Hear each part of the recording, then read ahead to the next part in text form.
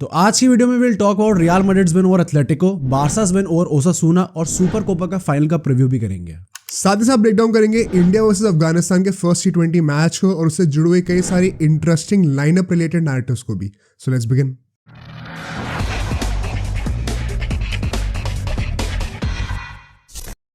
तो यार हमने इन 3 मैचेस को जिनको हम आज डिस्कस करने वाले हैं, तीनों की हमने प्रेडिक्शन करी थी पिछले पॉडकास्ट में।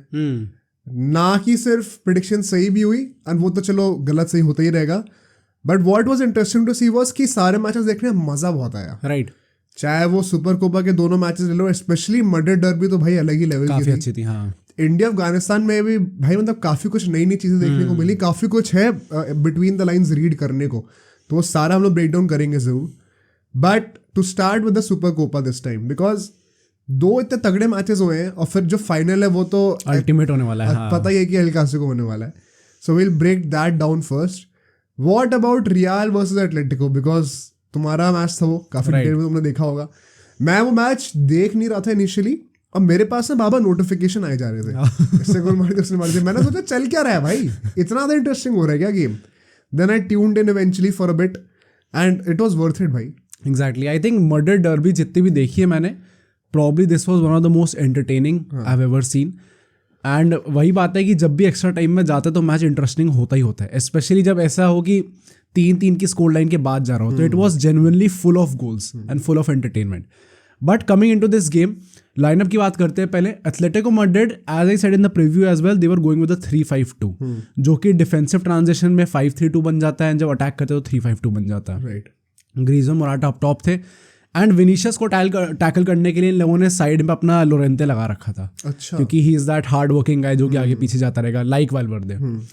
एंड मैड्रिड की बात करें तो they were again going with a 4-1-2-1-2 formation, जो कि इन प्रिंसिपल एक्चुअली में जब अप्लाई होती है तो इट वाज एक्चुअली 4-4-2, बट 4-1-2-1-2 में कार्वाल वॉज स्टार्टिंग, गोलकीपर में केपा वॉज स्टार्टिंग। एंड यहाँ पे मैं वही बताऊंगा, मैं like by the time I end this review, उसके बाद मैं इसको कॉल आउट करूंगा एंसेलोटी को फॉर दिस, क्योंकि केपा का गेम बहुत गंदा गया इस बार। अच्छा, Kepa was starting between the goalkeeper in the goalkeeping position. Carvajal खेल रहा था, रूडिगर खेल रहा था, नाचो खेल रहा था, एंड मेंडी स्टार्ट कर रहा था। तो मेंडी का भी as I said in the preview कि मेंडी स्टार्ट करेगा यहाँ पे। मिडफील्ड में चुआमेनी वो starting, I think that was a very good call कि हमने क्रूज को तो वैसे खिलाया नहीं इस बार, बट किसी ओल्डी को हमने डिफेंसिव मिडफील्डर नहीं खिलाया, चुआमेनी को स्टार्ट कराया।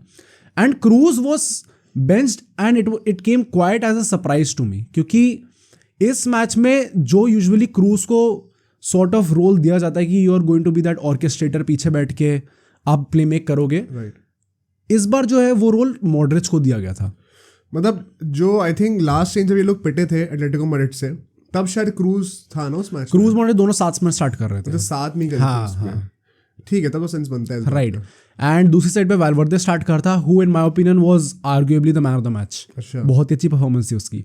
आगे बेलिंगम था, एंड अप टॉप ऑब्वियसली अपना विनीशियस एंड रोड्रिगो। सो यहाँ पे ब्राहीम डियाज को स्टार्ट नहीं कराया गया, exactly, and that is going to be a big point for the preview अपना बार्सिलोना के साथ।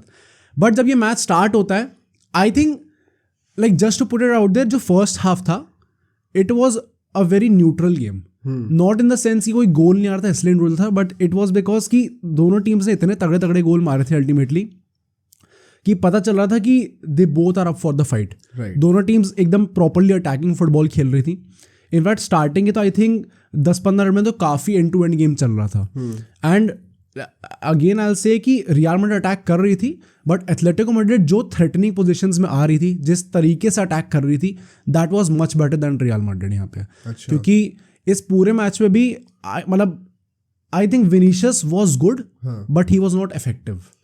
And what about Morata and Griezmann, क्योंकि वहां पे कई लोगों का क्वेश्चन आएगा कि भाई इन लोगों ने कैसे परफॉर्म करके दिया, इतना अच्छा चल रहा है इनका season. What about that? I think Morata was that guy जो कि कंटिन्यूसली ट्रबल कर रहा था हमारे सेंटर बैक्स को। Obviously he did not have a goal, and मतलब बहुत ज़्यादा एकदम ऑन पेपर परफॉर्मेंस नहीं दिखेगी उसकी, बट यू नो कि वो इम्पैक्ट लाता है गेम में। He is probably one of the best number 9s in La Liga right now. Okay, and Griezmann की बात करें तो ही वॉज दैट गाय भाई, he was him on in the first half at least. उसके जो touches थे भाई साहब, मतलब वो टिपिकल, अगेन जो लोग ई फुटबॉल खेलते हैं ग्रीजमैन की पोजीशन को होल प्लेयर कहा जाता है, जो कि बेसिकली स्पेसेस के बीच में ड्रॉप करता है एंड फिर वो प्ले मेक करता है बीच में आके. He was genuinely that guy भाई साहब. वो टिपिकल दिख रहा था कि क्यों इसका जो पोजीशन है उसको होल प्लेयर कहा जाता है. एंड वो होता है ना कि मतलब बॉल आएगी बिना कुछ प्रेस किसी से लिए, एक टच में वो पूरा डिफेंस खोल सकता है. वो लेजिट उसके लाइक जैसी वो टच से रहा था दिख रहा था कि ये बंदा कर सकता है. बट फर्स्ट हाफ की स्टार्टिंग में with in the first 7 minutes एक गोल आ जाता है अनफॉर्चुनेटली. एंड यहाँ पे again I call out the defence. And क्या फॉर्मेशन थी, क्योंकि जब कॉर्नर लिया जाता है, कॉर्नर से गोल आया था एंड हरमोसो ने हेडर मारा था. एंड गोल जो हेडर मारा था वो भी like it was not inside the 6 yard box, थोड़ा दूर से मारा था. अच्छा हेडर था ऑब्वियसली, एंड सेंटर बैक्स को ऑब्वियसली थोड़ा ऊंचा कूद के पहले जीतना चाहिए था हेडर. बट चलो हेडर जीत लिया वो एक बात है. जो गोल पड़ा है अल्टीमेटली, पहली बात तो केपा का आई थिंक रिएक्शन टाइम काफी गंदा था. And may be you can say कि इतने सारे डिफेंडर्स से उसके सामने कि उसे एग्जैक्टली पता नहीं चला बॉल कहाँ से आई, क्योंकि the ball was not exactly towards the corner. अच्छा, थोड़ा साइड में ही आई थी. तो पहली बात तो रोक सकता था, वो बस खड़ा ही रह गया वहां पे. सेकेंडली जब कॉर्नर लिया जाता है, जॉब ऑफ द गोलकीपर कि वो कैसे सेट करेगा प्लेयर्स को विद इन द बॉक्स. हाँ, एंड यूजुअली ऐसा होता है कि जब भी कॉर्नर लेते तो नियर पोस्ट पे एक डिफेंडर खड़ा किया जाता है, डिफेंडर या स्ट्राइकर, ताकि वो क्लियर कर सके बॉल.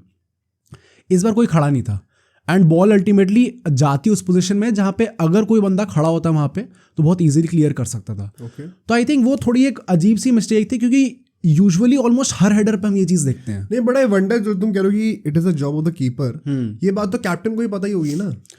आई डोंट थिंक कि कैप्टन का उतना काम होता है. Like even during the free kicks goalkeeper he set करता है पूरी वॉल वगैरह. नहीं, अगर कैप्टन ने देखा कि भाई कीपर अपना काम नहीं कर रहा, उसको वो गलती स्पॉट कर ली, तो मतलब पॉइंट वही है ना कि क्या, हाँ एग्जैक्टली, कि क्या कैप्टन भी सो रहा था, क्या कीपर भी सो रहा था उस टाइम पे.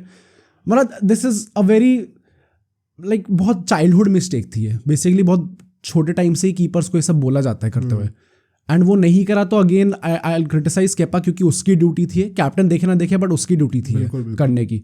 तो वहां से गोल पड़ता है एंड उसके बाद एथलेटिको मैड्रिड थोड़ा कॉन्फिडेंट फील करती है. एंड सारे real Madrid fans I think उस टाइम पे काफी लो थे. मुझे खुद भी यही लग रहा था कि भाई होने वाली है, इस बार तो नहीं हो रहा यार, अब कम बैक नहीं हो रहा. And through out this game में फीलिंग थी कहीं ना कहीं कि यार थोड़ा डिफिकल्ट लग रहा है इस बार. भाई मुझे तो नहीं लग रहा था, मैं तो देख रहा था नोटिफिकेशन, मुझे पता ही था कि अब इनने मारा है तो अब रियल भी मारेगी. आई थिंक पॉइंट वही होता है ना कि जिसकी टीम का मैच होता है वो ज्यादा खतरनाक खतरे में रहता है उस टाइम, पेसिमिस्टिक ज्यादा हो रखा है. एग्जैक्टली.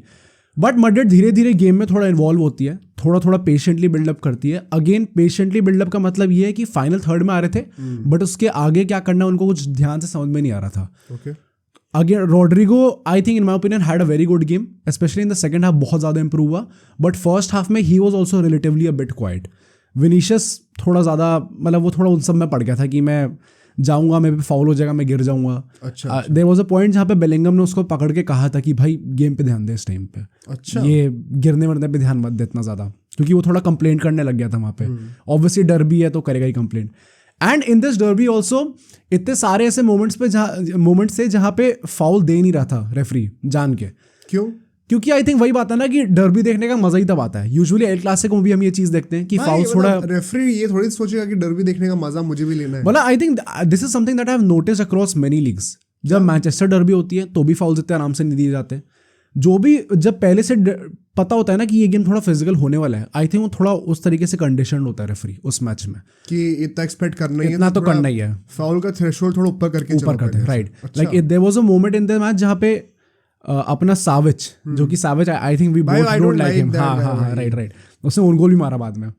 वो पता है मुझे लगता है उसके ना जो भी वो हरकतें करता है, देखो रामोस भी ऐसी हरकतें करता है. साविच के मतलब personally speaking in my opinion particularly ऐसा लगता है कि उसके पीछे का इंटेंट गंदा है. हाँ, इंटेंशन अच्छी नहीं है उसके पीछे की. वो हर्ट करने के इंटेंशन से करता है. हर्ट करता है ना. आई थिंक वो चीज़ होती है ना कि एक रिस्पॉन्सिबिलिटी होती है एक एजेड प्लेयर में, थोड़ा एक्सपीरियंस प्लेयर में, कि आपको जो करना है अल्टीमेटली टीम के लिए करना है. वो मैच्योरिटी दिखती नहीं उसके दिमाग में.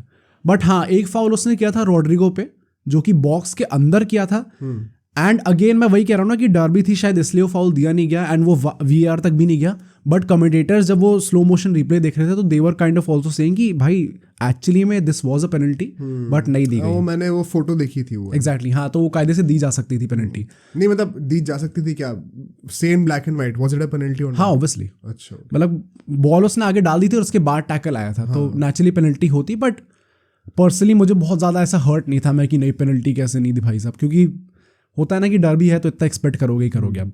बट इसके बाद हम लोग देखते हैं कि एज ए सेड की मैड्रिड थोड़ा पेशेंटली बिल्डअप कर रही थी एंड एटलेटिको मैड्रिड काउंटर पे खेल रही थी and they were also very dangerous on the counters bye the वे। लोरेंते वगैरह जब भागते हैं उनके, प्लस आगे मोराटा है, ग्रीजमैन है बीच में, तो काफ़ी डेंजरस होती हैं चीज़ें। बट फिर हम देखते हैं कि रूडिगर का गोल आता है in the 20th minute and वो गोल लेजिट, जितने भी मैड्रिडिस्टास हैं सबको वो चीज़ दिमाग में आई होगी कि ला डेसिमा में जो रामोस ने गोल मारा था, अच्छा वो जो 92-48 वाला जो था, वो लेजिट गोल, एकदम वही पोजीशन थी, हेडर भी वैसे ही लिया था, प्लेसमेंट भी डिट्टो वही थी, गोलकीपर का रिएक्शन भी वैसा ही था, ऑब्वियसली वो भी एथलेटिको मैड्रिड के अगेंस्ट ही आया था। तो इट वाज लाइक वो देख के, I will show you photo बाद में इस पॉडकास्ट के बाद जहाँ पे वो दोनों चीज़ें दिखा रहे हैं, वो एकदम सेम थी दोनों के। तो वहाँ से गोल आता है, I think it was a good header from Rudiger, placement भी काफ़ी अच्छी थी, but again also Atletico could have done better उस कॉर्नर पे। बट वहाँ से हम लोग थोड़ा एक सॉर्ट ऑफ कमबैक लाते हैं एंड इसके बाद से आई थिंक मैड्रिड थोड़ा कॉन्फिडेंट लगने लग जाती है। मतलब basically at this stage 1-1 score है। हाँ, एंड तुम कह रहे हो कि दोनों ही हेडर से आते हैं, बट दोनों ही काइंड ऑफ कंसीडिंग टीम की गलती से आए हैं। हाँ, मतलब जब भी ये हेडर मारते हैं यूजुअली कॉर्नर पे, आई थिंक हमेशा सेवेबल होता ही है। इट इज़ नॉट लाइक कि अनलेस एंड अनटिल वो थोड़ा रोनाल्डो टाइप का हेडर हो गया कि आप इतना ऊंचा कूद गए कि प्लेयर देख ही नहीं पा रहा।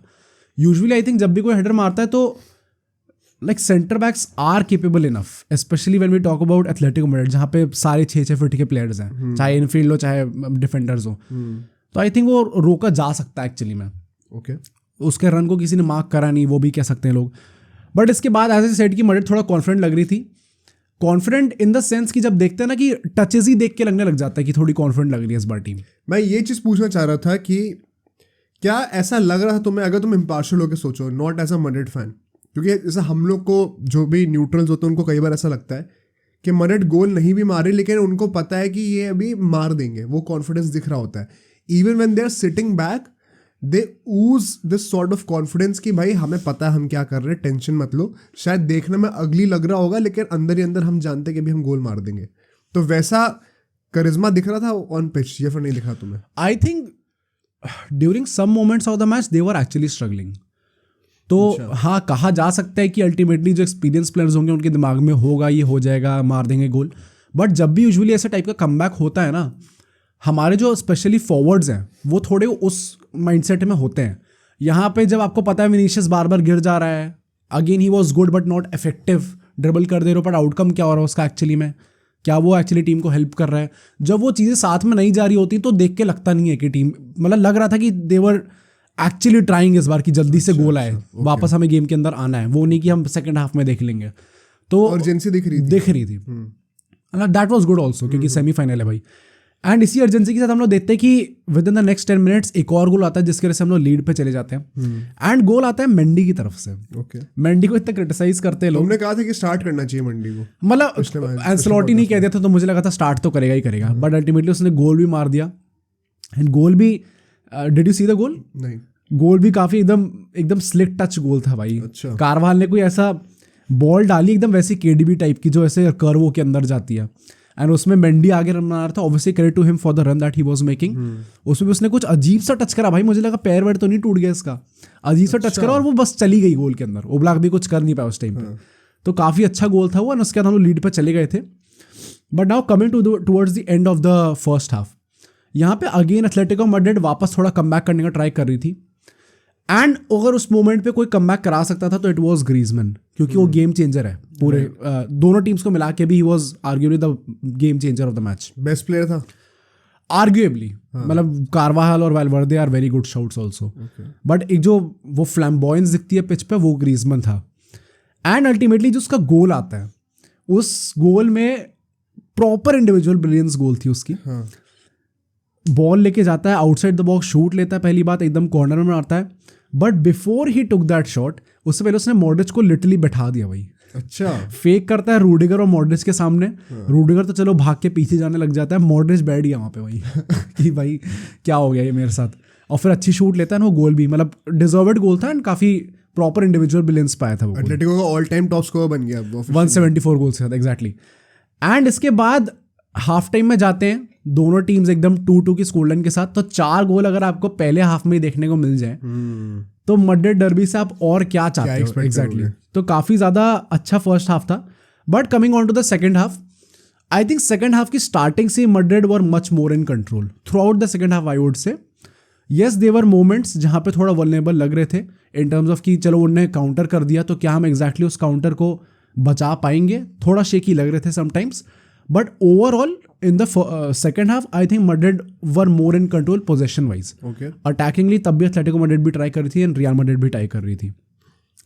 आई थिंक अगर सेकंड हाफ में जाते आते स्कोर लाइन 0-0 है तो you would always fancy Real Madrid to get the winner. हाँ ट्रू। अगर वो एक दो गोल डाउन होते तो फिर भी हमें शायद थोड़ी अर्जेंसी वाला मैटर दिखता है, बट जो तुम कह रहे हो उससे लग वही रहा है कि दे नो कि अभी हम लोग लेवल पे हैं।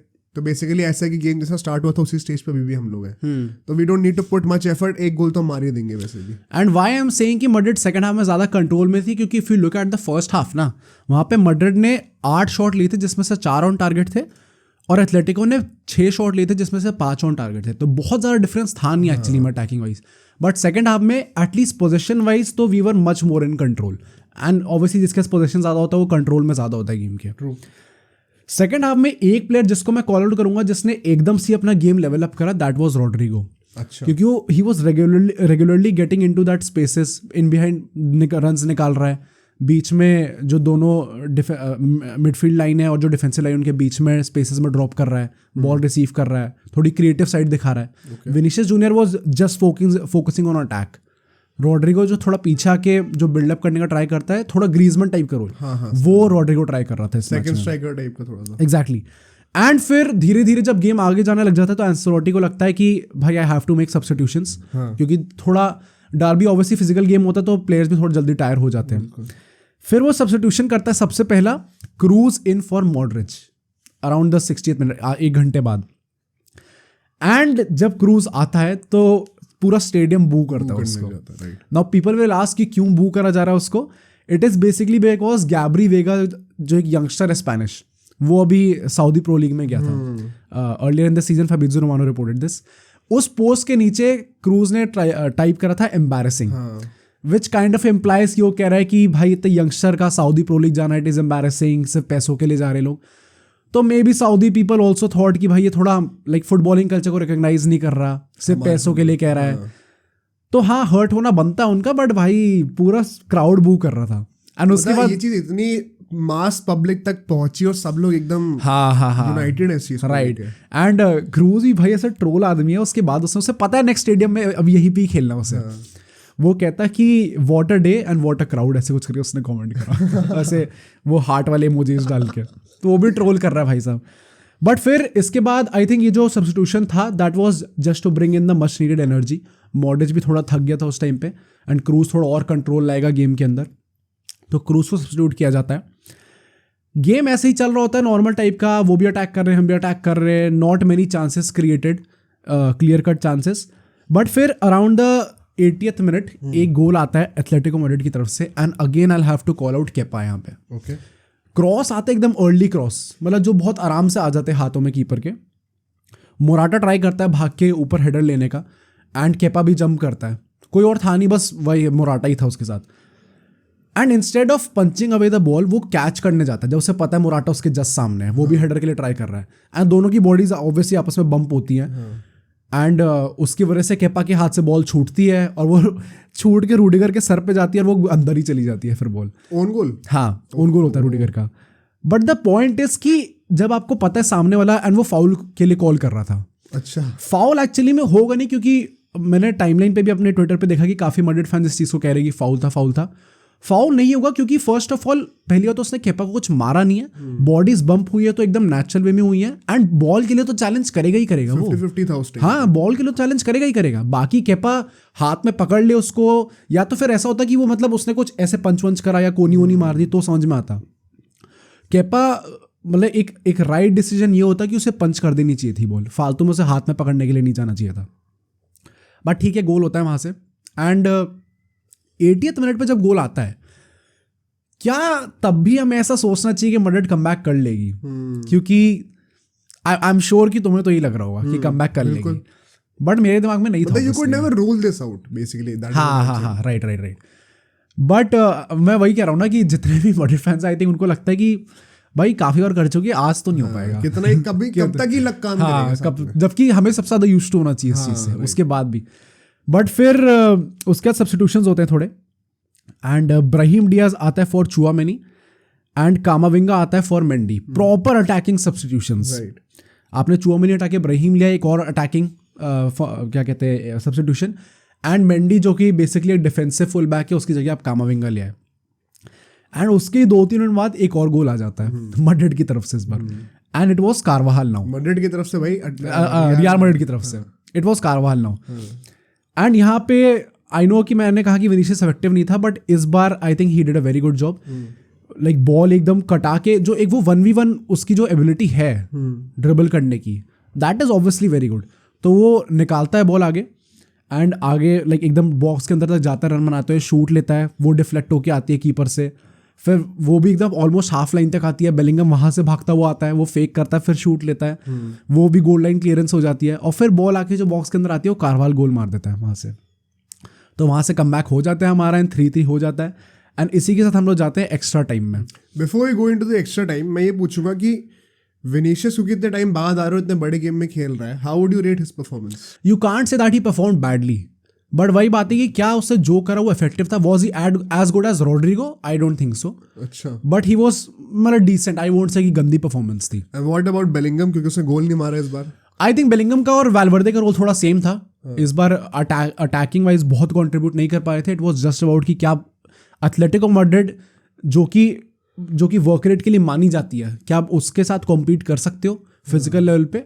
आई थिंक वो काम था जिसमें Valverde did a very good job by the way. मतलब I am guessing it was basically to add more numbers in midfield rather than going forward. Right. अच्छा। And throughout the extra time जो कि आधा घंटे का मिलता है हमें, I think Madrid was in complete control. मतलब आप चाहे बात करो कि फाइनल थर्ड में पूरी टीम घुसी हुई है, आई थिंक वो भी मैड्रिड ही थी। एंड यहाँ से एथलेटिको मैड्रिड के लिए थोड़ी सैड चीज़ मुझे ये लगी कि भाई आप अटैकिंग इंटेंट दिखा सकते थे इस टाइम पे। पॉइंट वही है ना कि जैसे ये लोग थोड़ी प्रॉब्लम में आते हैं ना, ये एकदम अपनी वही उस पर चले जाते हैं, ओल्ड मेंटालिटी। हाँ, कि इनको फिर लगता ही नहीं कि अटैक करना चाहिए, फिर पीछे बैठते हैं और एकदम काउंटर के लिए देखते हैं। तो अगर थोड़ा एक ब्रेव डिसीजन दिखाता सिमियोने वहाँ पे अपने टैक्टिक्स के साथ, तो I think may be result change हो सकता था। बट वही बात है कि जो भी फाइनल है, 2 बार यूसीएल फाइनल हार चुके लोग हमसे, सुपर कप कितनी बार हार चुके फाइनल हमसे, तो एक वो बोगी टीम है रियल मैड्रिड, एथलेटिको मैड्रिड की सीन है वो। बट यहाँ पे भी आई थिंक चांसेस बनते दोनों टीम की तरफ से।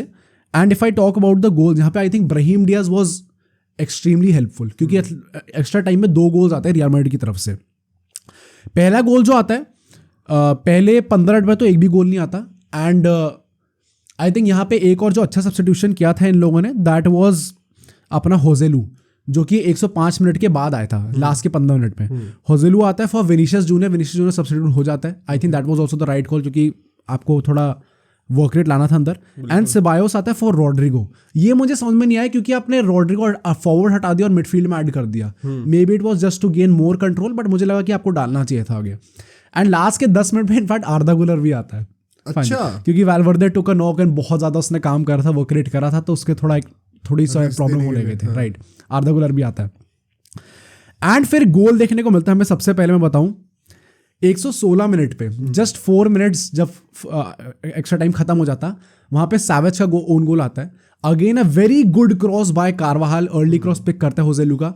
होजेलू ने एक्चुअली मेसअप कर दिया था वो हेडर, जो कि एक्चुअली तुरंत गोल होना चाहिए था। हेडर थोड़ा नीचे मार दिया, बॉल नीचे बाउंस हुई, पर वो सैवेज के पैर पे लग के अंदर चली गई। अच्छा, तो थोड़ा अनफॉर्चुनेट था, बट एक गोल आता है और सैवेज का आया, तो I am very happy about that.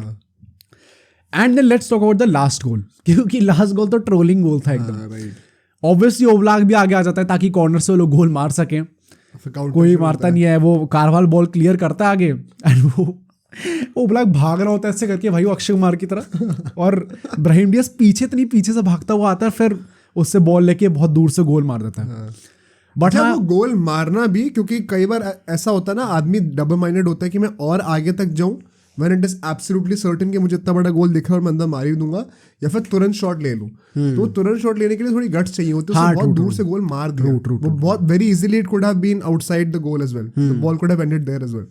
बढ़िया था भाई वो। But finally to end it all मैं यही कहूँगा कि पहली बात तो आपको लूनिन स्टार्ट कराना चाहिए, जो मैं पहले यही कह रहा था। इट इज़ की goal keeper is that position जो कि बहुत रेयरली चेंज करी जाती है एक्चुअली में, इतनी ज़्यादा फ्लक्चुएशंस होते नहीं है क्योंकि उसको यूज टू होने में टाइम लगता है। तो लूनिन जब आपके लिए काम करना है तो प्लीज़ लूनिन खिलाइए भाई एंसेलोटी।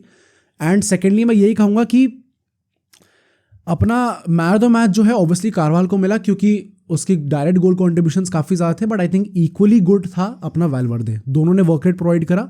एंड कारवाल के लिए मैं ये कहूँगा कि भाई बिग मैच में टर्न अप करने की बात आती है तो कारवाल हमेशा करता है, तो ये चीज़ अच्छी है। But now let's move to the next match of Barcelona versus Osasuna. भाई यहाँ पर नैरेटिव्स थोड़े उल्टे थे क्योंकि लोग इतने कॉन्फिडेंट थे नहीं बार्सा को लेके जितना कि probably you could say Madrid को लेके थे कि भाई कभी ना कभी तो मार ही देंगे गोल। प्लस इतनी इंजरीज हो रखी थी तो उसका भी डर था कि यार ये लोग कैसे कोप कर पाएंगे उसके बाद कि नहीं। एक स्टैट तो तुमने पिछले पॉडकास्ट में बताया था कि बारसा जब से वो एंटवर्प से 5-0 जीते थे यूसीएल में पहले मैच में, उसके बाद से एक भी मैच में they have not one with a goal difference of more than 1 गोल। सो इस बार 2 गोल के उससे डिफरेंस से जीत गया था ultimately. But to talk about the lineup यहाँ पे, बिकॉज मैं थोड़ा सा सरप्राइज था once again to see the lineup. Defence तो एग्जैक्टली वही था जो हमने प्रेडिक्ट करा था कि क्रिस्टियनसन और अराहो हमारे सेंटर बैक्स होंगे, राइट बैक पे कोंडे और लेफ्ट बैक पे बाल्डे, राइट, क्योंकि कैंसिल वगैरह है ही नहीं तो क्या कर सकते हैं। बट मिडफील्ड में अगर हम लोग आए, डेयोंग और गुंडोगान समझ में आता है, हमने कहा था, बट फर्मिन लोपेस की जगह पे हमने सर्जी रोबर्टो खिलाया, राइट। ये थोड़ा शॉकिंग नहीं लग रहा था देखकर? मुझे भी दिमाग में यही था कि सबसे पहले तो मुझे समझ में नहीं आया कि एक बंदा जब परफॉर्म कर रहा है आपके लिए तो why won't you start him, क्योंकि वर्क रेट भी प्रोवाइड करेगा, क्रिएटिविटी प्रोवाइड करेगा। Maybe started Roberto just for the experience क्योंकि सेमीफाइनल है। एंड यार मतलब देखो, टू बी वेरी ऑनेस्ट, ऐसा भी नहीं कि बहुत अच्छा गेम गया है कोई रोबर्टो का। हाँ राइट, मतलब ठीक है, आजकल के जो स्टैंडर्ड है उससे मैं कहूंगा कि हाँ, तो वो अगर हम लोग एक्सेप्ट करके चले तो हाँ, he had an average game. But एक बारसा के प्लेयर का जैसा गेम होना चाहिए उस पोजीशन पे, क्या उस लेवल का गेम था? तो वो तो क्लियरली नहीं था, राइट। एंड जो रोल था रोबर्टो का भी मैं एक्सप्लेन भी करूंगा, that is exactly what Fermin Lopez has been doing, और उसमें वो गोल स्कोर करके दे रहा है। मेन बात वो है, रोबर्टो जिस रोल मैच खेल रहा था उससे गोल स्कोरिंग मतलब प्रोस्पेक्ट्स एक्सपेक्ट कर सकते थे हम लोग। 1-2 चांसेस उसको मिले भी थे जो उसने मिस कर दिया। हाँ राइट। तो फर्मीन लोपेज could add so much more in that role. मैं थोड़ा सा सरप्राइज था कि उसको ट्रस्ट क्यों नहीं दिया। देखो ऐसा भी नहीं है, देखो गेम बड़ा है, सेमीफाइनल है, बट ऐसा भी नहीं कि बहुत तगड़ी टीम है। यूजुअली सेमीफाइनल अगर आप खेलते हो किसी टूर्नामेंट का तो बहुत बड़ी टीम होती है। राइट, यहाँ पे ओसासुना है, तो you could have taken that risk in my opinion. मुझे तो ऐसा लग रहा था। ओके, फ्रंट में ऐसा कोई सरप्राइज नहीं था। रफीनिया लेवेंडोव्स्की पता ही था स्टार्ट करेंगे। फीलिक्स की जगह पे यहाँ पे इन लोगों ने फरहान टोरेस करा दिया था। वो भी क्यों, अभी मैं एक्सप्लेन करता हूँ। ओके, तो टैक्टिकली हम लोग देखेंगे समझ में आ जाएगा। बेसिकली ऑन पेपर तो ये 4-3-3 थी, but once again it was a 3-2-4-1। ठीक है, अब उसमें वो वैसे तो कुंडी भी आगे चला जाता है बैक 3 में से, तो तुम वो करके 2-3-5 वगैरह भी बना सकते हो, जो लाइंस जहाँ तुम्हें खींचनी खींच दो। Essentially when they were in position back 3 होता था, अराहो, क्रिस्टियनसन, कुंडी पीछे रहते थे, आगे डबल पिवट बन जाता था डियोंग और गुंडोगान का। अब उसके आगे जो 2 प्लेयर होते थे, अपना एक फरहान टोरेस था और साथ में सर्जी रोबर्टो था। तो ये जो राइट साइड पर जो अटैकिंग मिडफील्डर था ना, ये सर्जी रोबर्टो काइंड ऑफ एक रोल पोर्ट्रे कर रहा था। राइट, वो बॉक्स अंदर रन्स बनाएगा। अब वहां पे फर्मीन लोपेज जो ऐड करके देता है एक डायमेंशन हमें, और एक गोल स्कोरिंग अपॉर्चुनिटी भी ऐड करके देता है, वो मुझे लगता है कि हम मिस आउट कर गए कहीं यहाँ पे। वरना game could have been much more smoother in the first half. Wings पे ऑफ कोर्स लेफ्ट विंग पे बाल्डे चढ़ा हुआ था ऊपर, राइट विंग पे रफीनिया था ही, ऊपर तो लेवेंडोव्स्की भी था। अब यहाँ पे एक चीज इंटरेस्टिंग बहुत थी कि जो हमारी मिडफील्ड थी ना, ये ऐसा नहीं है कि पीछे डबल पिवट है और आगे 2 अटैक मिडफील्डर्स हैं, बहुत फ्लूइड भी था। कभी कभी यू वुड सी कि गुंडोगान एकदम से आगे चला गया तो रोबर्टो पीछे आ गया। कभी कभी यू विल सी कि भाई डियोंग एकदम से आगे चला गया तो फिर अपना फरहान टोरेस भी थोड़ा ड्रॉप कर रहा है पीछे। सो कॉम्पनसेट करने के लिए एक दूसरे को ये लोग बहुत फ्लूइड थे, लेकिन स्ट्रक्चर सेम था। कहने का पॉइंट ये टैक्टिकली हमने एक्सप्लेन करा कि क्या सेटअप था। बट अगर हम लोग फर्स्ट हाफ की बात करते हैं, मैंने ना इस बार एक कॉन्शियस डिसीजन लिया था। मैं यूजुअली क्या कर रहा होता हूँ कि जब मैच चल रहा होता है तो side by side live stats भी खोल के रखता हूँ कि अच्छा इस फेज में मान लो बारसा का इतने शॉट से इतना पोजीशन था, इतना एक्सजी था पहले के 15 मिनट में, मान लो फॉर एग्जांपल, तो अगले 15 मिनट में कितना था, तो उससे क्या इंप्रूवमेंट है या क्या बेकार हुआ है, ताकि मैं टैक्टिकली एक्सप्लेन कर पाऊँ, टेक्निकली एक्सप्लेन कर पाऊँ ऑडियंस को।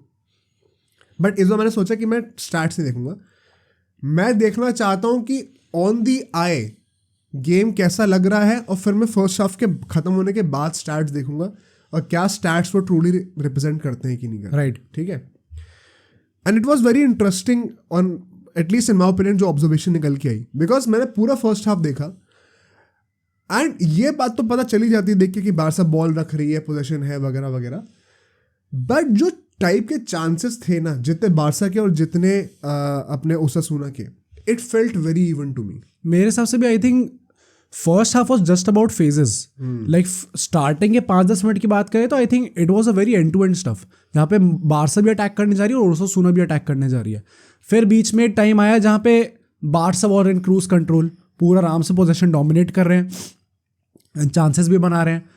एंड लास्ट के towards the end of the first half I think एक जनरली फिर से वल्नरेबल लगने लग गई थी बार्सिलोना. वही पॉइंट क्या है कि अगर आप बिना स्टैट्स को देखे आप फर्स्ट हाफ पूरा देखो, ठीक है, तो आपको ऐसा लगेगा कि यार ओसासुना के पास भी तगड़े चांसेस आए हैं और शायद उतनी ही है जितने बारसा के पास. राइट.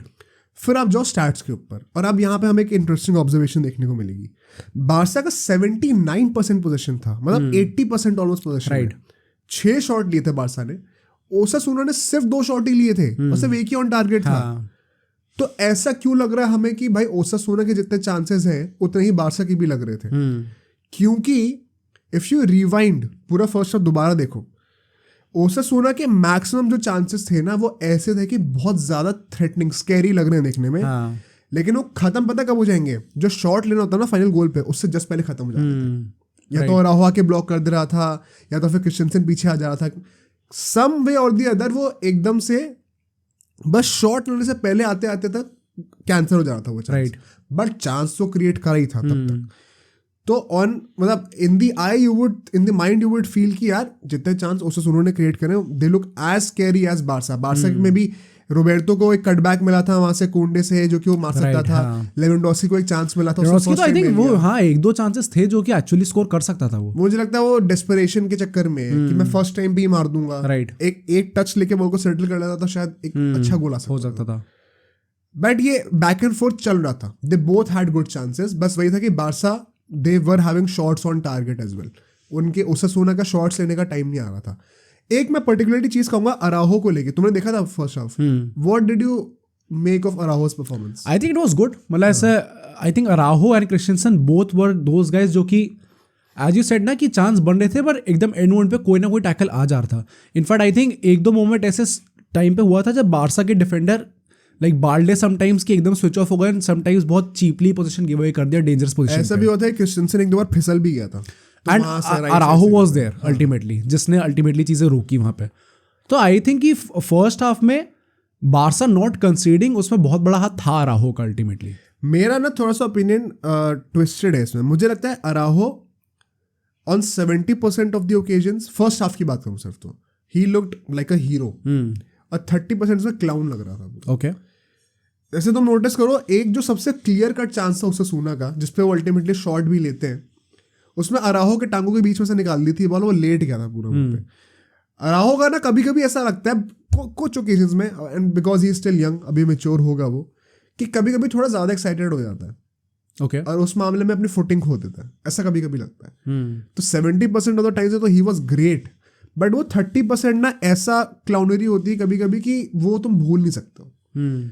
तो थोड़ा ओवर एक्साइटेड लग रहा होता है मुझे कभी कभी. ये थोड़ी कॉन्ट्रोवर्शियल ओपिनियन है, आई थिंक काफी लोग इस पर डिसएग्री करेंगे on the internet, but this is just my observation, मुझे ऐसा लग रहा था. एंड एक इंटरेस्टिंग पॉइंट ये भी था कि भाई रफीनिया इंजर्ड हो गया था एंड यमीन लमाल को आना पड़ा था. अब रफीनिया अच्छा खेल रहा था उस मोमेंट तक एंड बारसा का one of the better players रहा है गोइंग फॉरवर्ड इस सीजन, तो टू माई सरप्राइज. तो उसकी इंजरी भी होना पता नहीं भाई, देखते हैं क्या निकल के आता है उसका. ऑल्दो वन पॉइंट देयर जो अल्टीमेटली एक पॉसिबल रेड कार्ड हो सकता था ओसासुना के लिए, वो जो काउंटर पे गोल बन रहा होता है. I want to know upon it. हाँ सेम, मैं यही कहने वाला था, क्योंकि आई गेट वाई लोग कहेंगे रेड कार्ड हो सकता ही है क्योंकि एकदम थ्रू ऑन गोल था वो एंड फाउल हो गया. बट द पॉइंट इज अगर स्लो मोशन में वो रिप्ले देखा जाए तो वो जो डिफेंडर था वो जैसी टैकल करने गया था उससे तुरंत रिफ्रेन कर लिया था अपना पैर. वो अल्टीमेटली उस इंटेंशन से गया नहीं था वो. अब वैसे भी एक बात वो भी होती है ना कि you had one defender in front of you, एक डिफेंडर तुम्हें बगल में चेस भी कर रहा है. ऐसा नहीं है कि तुम एकदम गोल पे खाली हो और सिर्फ एक पीछे एक डिफेंडर तुम्हें चेस कर रहा है कि क्लियर कट गोल होता. तो वो तो वीआर पे चेक भी हुआ था और वो अल्टीमेटली येलो ही था. आई don't think it was a red card. Right. But यहाँ से लोग सेकंड हाफ पे आते हैं, बिकॉज अगर फर्स्ट हाफ में स्कोर लाइन 0-0 पे फिनिश हो रही है, तो as a Barca fan I am sure listeners भी एग्री करेंगे, सब थोड़े हेजिटेंट तो होंगे कि भाई ये क्या हम लोग फिर से एक्स्ट्रा टाइम तक जाके जो है इसको मैसअप करने वाले कि नहीं। अब सेकेंड हाफ में आई थिंक एक चीज अच्छी हुई हमारे साथ लकीली कि रफीनिया इंजर हो गया एंड लमीन यमाल आया because he created a lot of difference in my opinion. ठीक है, पहले के जो 15 मिनट थे ना, बारसा बॉल पूरी रखी हुई थी, डोमिनेट कर रही थी, बट दोनों टीम्स के लिए कोई ऐसा चांस नहीं आया था। फर्स्ट हाफ में we could see chances, second half के पहले के 10-15 मिनट में ऐसा कोई चांस दोनों टीम में क्रिएट नहीं करा, लेकिन बारसा डोमिनेट कर रही थी, डिक्टेट कर रही थी टेम्पो को। तो ऐसा था कि बारसा अब एक इस लेवल पे तो आ गई है कि हम लोग गेम का टेम्पो डिसाइड कर सकते हैं, डिक्टेट कर सकते हैं। अब यहाँ से नेक्स्ट स्टेप क्या है कि अब हम चांसेस भी क्रिएट करना शुरू करें। राइट। तो अब यहाँ पे थैंकफुली गुंडोगान एक बहुत ही अच्छी बॉल निकाल के देता है। I think it was a great move by Gundogan and it once again shows कि जब वो आगे जाता है तो हमें क्या ऑफर कर सकता है। ठीक है, क्योंकि अगर आप एक डबल पिवट में खेल रहे हो डियोंग के साथ तो यूजुअली आपके सामने लिमिट हो जाता है थोड़ा। हाँ, ऑलरेडी आपके सामने फरान टोरेस भी है, रोबर्टो भी है, वहाँ पे बाल्डे, रफीनिया है, ऊपर लेवेंडोस्की है, 5-6 प्लेयर्स ऊपर होते हैं, कुंडे भी कभी कभी चला जाता है। तो आपको डिफेंसिवली थोड़ा ध्यान रखना पड़ता है कि पीछे वल्नरेबल ना हो जाए। बट अगर जहां उसे चांस मिल गया आगे जाने का तो वो ऐसे पासेस ढूंढ सकता है। भाई सिटी से आ रहा है, गॉर्डियोला के अंडर खेल के आ रहा है, तो वो ये सीख क्या है वो सब चीजें। बट जितना अच्छा वो पास था उससे ज्यादा तगड़ा वो गोल था। हाँ, right. And you have to appreciate Lewandowski in this. ये मुझे थोड़ी बहुत पता है, गोल का रिप्ले जब मैं देख रहा था ना उस टाइम पे, it felt like it was a Bayern Munich goal जो बायर्न म्यूनिख में मारा करता था कि बॉक्स के अंदर उसने एक अच्छी रन पोच कर ली और फिर एक मतलब बेसिकली उसकी बॉडी जो है वो टिल्ट कर रही थी राइट पोस्ट की तरफ, बट उसने मारा लेफ्ट पोस्ट, इसलिए वो फुटिंग भी थोड़ी लूज कर गया एंड में। हाँ, but this is exactly what a elite striker does. Right. तो वो नुआंसेस देखना, it kind of felt like कि एक बायर्न म्यूनिख का गोल था जहाँ पे उसको क्रिएट करके एक अच्छा चांस दिया गया और उसने एक और भी अच्छा फिनिश करके। प्लस आई थिंक उससे लाइक शूट लेने से पहले जो जैसे उसने फर्स्ट टच था उसका जो उसने रिसीव कर था, I think that was also very good, क्योंकि बहुत इजीली बॉल गिव अवे कर सकता था उस मोमेंट पे वो, क्योंकि पहले से प्रेशर में था, देखा है प्लस करते हुए, राइट, पहले से प्रेशर में था तो बहुत इजीली गिव अवे कर सकता था। I think that was a very good goal actually. And I hope कि it is a breath of fresh air for Lewandowski also. पिछले मैच में भी उसने एक पेनल्टी मारी थी, पिछले मैच नहीं, बारबास्त्रो वाला मैच था। But regardless what I mean to say, पिछला मैच बारबास्त्रो वाला ही तो था। हाँ शायद, हाँ बारबास्त्रो वाला तो था वही। तो 2 मैच में 2 गोल हो चुके हैं उसके। What was interesting to see was कि विटोर रोकी को नहीं लाया यहाँ पे, क्योंकि पेड्री आता है, जॉ फिलिक्स आ जाता है एंड दोनों का गेम सरप्राइजिंगली अच्छा जाता है। I was not expecting them to have that good of a game. Joao Felix का बारबास्त्रो अगेंस्ट गेम थोड़ा डिसअपॉइंटिंग रहा था, हमने देखा था उसको, उसके चलते हुए ही बेंच करा दिया गया एंड फरान टोरेस को प्रेफरेंस दी गई। Do you think that played in his mind कि मुझे बेंच करा दिया तो I have to prove myself, वरना अब तो maybe it did, but I think कि अल्टीमेटली जब वो सब्स्टिट्यूट होके आता है and we know that ultimately उसने डिफेंस भी क्रिएट किया था। आई थिंक फरान टोरेस का गेम थोड़ा अंडरवेलमिंग था मेरे लिए। लाइक ही वाज जिस काम के लिए उसे लिया गया, स्पेशली जो थ्रेट प्रोवाइड करता है, वो आई थिंक वो एग्जैक्टली वो थ्रेट प्रोवाइड कर नहीं पा रहा था एक्चुअली में। तो मैं क्या लगता है फरान टोरेस की बेस्ट पोजीशन क्या है खेलने की? आई think it is maybe he can start on the right wing, but I think he's better suited to be a second striker. Better suited, but what he feels more comfortable. Right wing. Right wing. बड़ा अजीब सा लगता है मुझे, peculiar. Right footed है, वो भी right wing पे खेलना है, right. And as a false nine या फिर एज अ सेकंड स्ट्राइकर भी नहीं खेलना चाहता एग्जैक्टली वो, तो पता नहीं, हाँ थोड़ा वियर्ड सिचुएशन तो है। बट पेड्री एंड फिलिक्स के आने से गेम अच्छा हो जाता है। अब नाउ आई नो काफी लोग ट्विटर पे भी खुश हो रहे थे बहुत ज्यादा कि दोनों ने अच्छा परफॉर्म करके दिया है। मैं थोड़ा पेसिमिस्टिक साउंड करूंगा, but practically speaking don't over react on this, I would request everybody. Pedri का अभी पेड्री का पे कोई शक नहीं है कि वो अच्छा प्लेयर है कि नहीं है, बस ये कि इंजर ना हो जाए दोबारा। मैं भी ये कहूँगा, क्योंकि जब वो आया था, जब भी वो आता है इंजर होके, चाहे बहुत टाइम बाद भी आए, तो हमेशा लगता है कि बारसा बेटर तो काम कर रही है भाई इस बंदे के साथ। बस वही पॉइंट है कि कब तक ये बंदा फिट रह सकता है, उसके बेसिस पर डिपेंड करेगा कि कैसे जाएगा उसका करियर आगे। और फिलिक्स के लिए भी मैं वही कहूंगा, भाई इसके लिए तो बिल्कुल भी एक्साइट मत होना। He has been too up and down. कभी बहुत अच्छा खेल रहा है, कभी बहुत ही गंदा खेल रहा है, इन multiple clubs under multiple managers. And Barca में भी हमने देख ली ये चीज। तो इतना ओवर रिएक्ट नहीं करते हैं, अभी 1-2 मैचेस और देखते हैं। जब ये 2-3 मैचेस तक लगातार रेप्लिकेट होती रहेगी परफॉर्मेंस, तब हम शायद ये अज्यूम कर सकते हैं कि अभी फॉर्म अच्छा चल रहा है। जस्ट वन ऑफ पे don't assume things. Vitor Roque को स्टार्ट नहीं कराया गया, do you think it was the right move? Coming back to that, I think start नहीं कराना राइट मूव था अल्टीमेटली, क्योंकि सब करना मैं सोच रहा था कि सब करा जा सकता था, बट आप सब किसकी जगह करोगे, क्योंकि आई थिंक जब फरहान टोरेस को निकाल के अपना फिलिक्स को लाया गया, I think that was the right move, क्योंकि मुझे लगता है कि एकदम फाइनल थर्ड में वो क्रिएटिविटी चाहिए थी एक बंदे से, कि वो थोड़ा out of the box thinking करे। Lewandowski was obviously not going to do that, वो अपना स्ट्राइकर है आगे, एंड राइट विंग पे भी यमाल आ गया था, तो वो भी थोड़ा क्रिएटिव इनपुट दिखा रहा था साथ में। मतलब मुझे ऐसा लगा था कि may be you could have started him on the left wing और प्रॉपर एक 4-3 में दोबारा स्विच कर जाते कि वितोर रोकी लेफ्ट विंग पे, राइट विंग पे यमाल, बीच में लेवेंडोव्स्की। अब अपना रोबर्टो तो बाहर हो ही चुका था तब तक, तो पेड्री और गुंडोगन अपने इंटीरियर हो जाते, पीछे एक पिवट में डियोंग भाई। ओके, तो एक बेसिक 4-3 में भी शिफ्ट कर सकते थे, बट आई थिंक वही बड़ा मैच से नहीं करा। Although I don't get it, अगर हम लोग 1-0 पे अप हैं तो why would you not want to substitute him there. Lamine Yamal ने ऑल्दो गोल मार दिया इंजरी टाइम में एंड सील कर दिया पूरा ही गेम, उसके बाद तो कोई स्कोप रह ही नहीं गया था। It was very interesting to see कि लमीन यमाल, जिसको लोग यूजुअली स्टार्ट भी नहीं करा रहे हैं अभी, because I think he is too young, it is fair, भाई वो जब भी खेल रहा होता है ना तो ऐसा लगता है कि सबसे बढ़िया आउटपुट वही क्रिएट करके दे रहा है, even better than Lewandowski. I think creative तो होता ही है उसका, बट जो गोल थ्रेट भी प्रोवाइड करता है अल्टीमेटली, जो कट इन करके एक बार शूट लेता है वैसे टाइप की, वो भी काफी थ्रेटनिंग होते हैं एक्चुअली में। और एक मैं थोड़ी कंट्रोवर्शियल चीज फिर से कहूंगा, I don't like the way Lewandowski treats him sometimes. Okay, थोड़ा मतलब ज्यादा ही ऐसा लगता है कि चिल्ला रहा है, वो कर रहा है, ये कर रहा है, करने की जरूरत है नहीं भाई इतना ज्यादा, अभी बच्चा है वो। तो आई नो थोड़ा पैशनेट होगा उस टाइम पे, मुझे ऐसा लगता है पर्सनली कि लेवेंडोव्स्की अगर इस वक्त 20-30 गोल पे होता तो वही चीजें नहीं करता। हाँ, थोड़ी फ्रस्ट्रेशन किसी और के ऊपर निकल जाती है, राइट। कभी कभी मुझे ऐसा लगता है, could be wrong, but ultimately 75% position होता है बारसा का at the end of the day. 14 shots लेती है, 7 on target, it was a good conversion rate as well, 2-0 जीत भी जाते हैं। Any last shots who in your opinion was the best player of Barca? भाई best player ऐसे choose करना मुश्किल है। I think de Jong had a flawless game once again, वो तो एक्सपेक्ट मैं करता ही हूँ। तो आई थिंक मेरे लिए गुंडोगान था। या गुंडोगान का मैं इसलिए नहीं कह रहा हूँ because you did not see much of him. मतलब आई थिंक थोड़ी उसकी अंडर द रेडार परफॉर्मेंस जाएगी, क्योंकि like he was ultimately that guy जिससे एक फाइन लाइन होती है कि आपको इससे बहुत ऊपर भी नहीं जाना, इससे बहुत नीचे भी नहीं जाना, इन टर्म्स ऑफ कि आपको अटैकिंगली इतना आगे नहीं जाना कि आप डिफेंसिवली वल्नरेबल हो जाओ, और डिफेंसिवली इतना नहीं जाना कि आप अटैकिंगली अजीब हो जाओ। तो आई थिंक वो एक फाइन लाइन के बीच में काम करना, और उसके साथ भी आपने अल्टीमेटली एक आउटपुट दिया। एक और एक बिग गेम था, फिर से गुंडोगान की एक असिस्ट आया यहाँ पे, तो आई थिंक थोड़ा अंडर द रेडार परफॉर्मेंस जाएगी, क्योंकि वो एकदम वो फ्लैशी देखने में नहीं लगा थ्रू आउट द मैच, लगा नहीं कि भाई ये बंदा लगातार ये बंदा इन्वॉल्व है, जो रोल दिया गया था उसको बहुत अच्छी तरीके से उसको, हाँ राइट, हाँ could be but now moving on to the finale, because this is the second year in the row कि हम लोग एक एल क्लासिको देखने वाले हैं in the super Copa.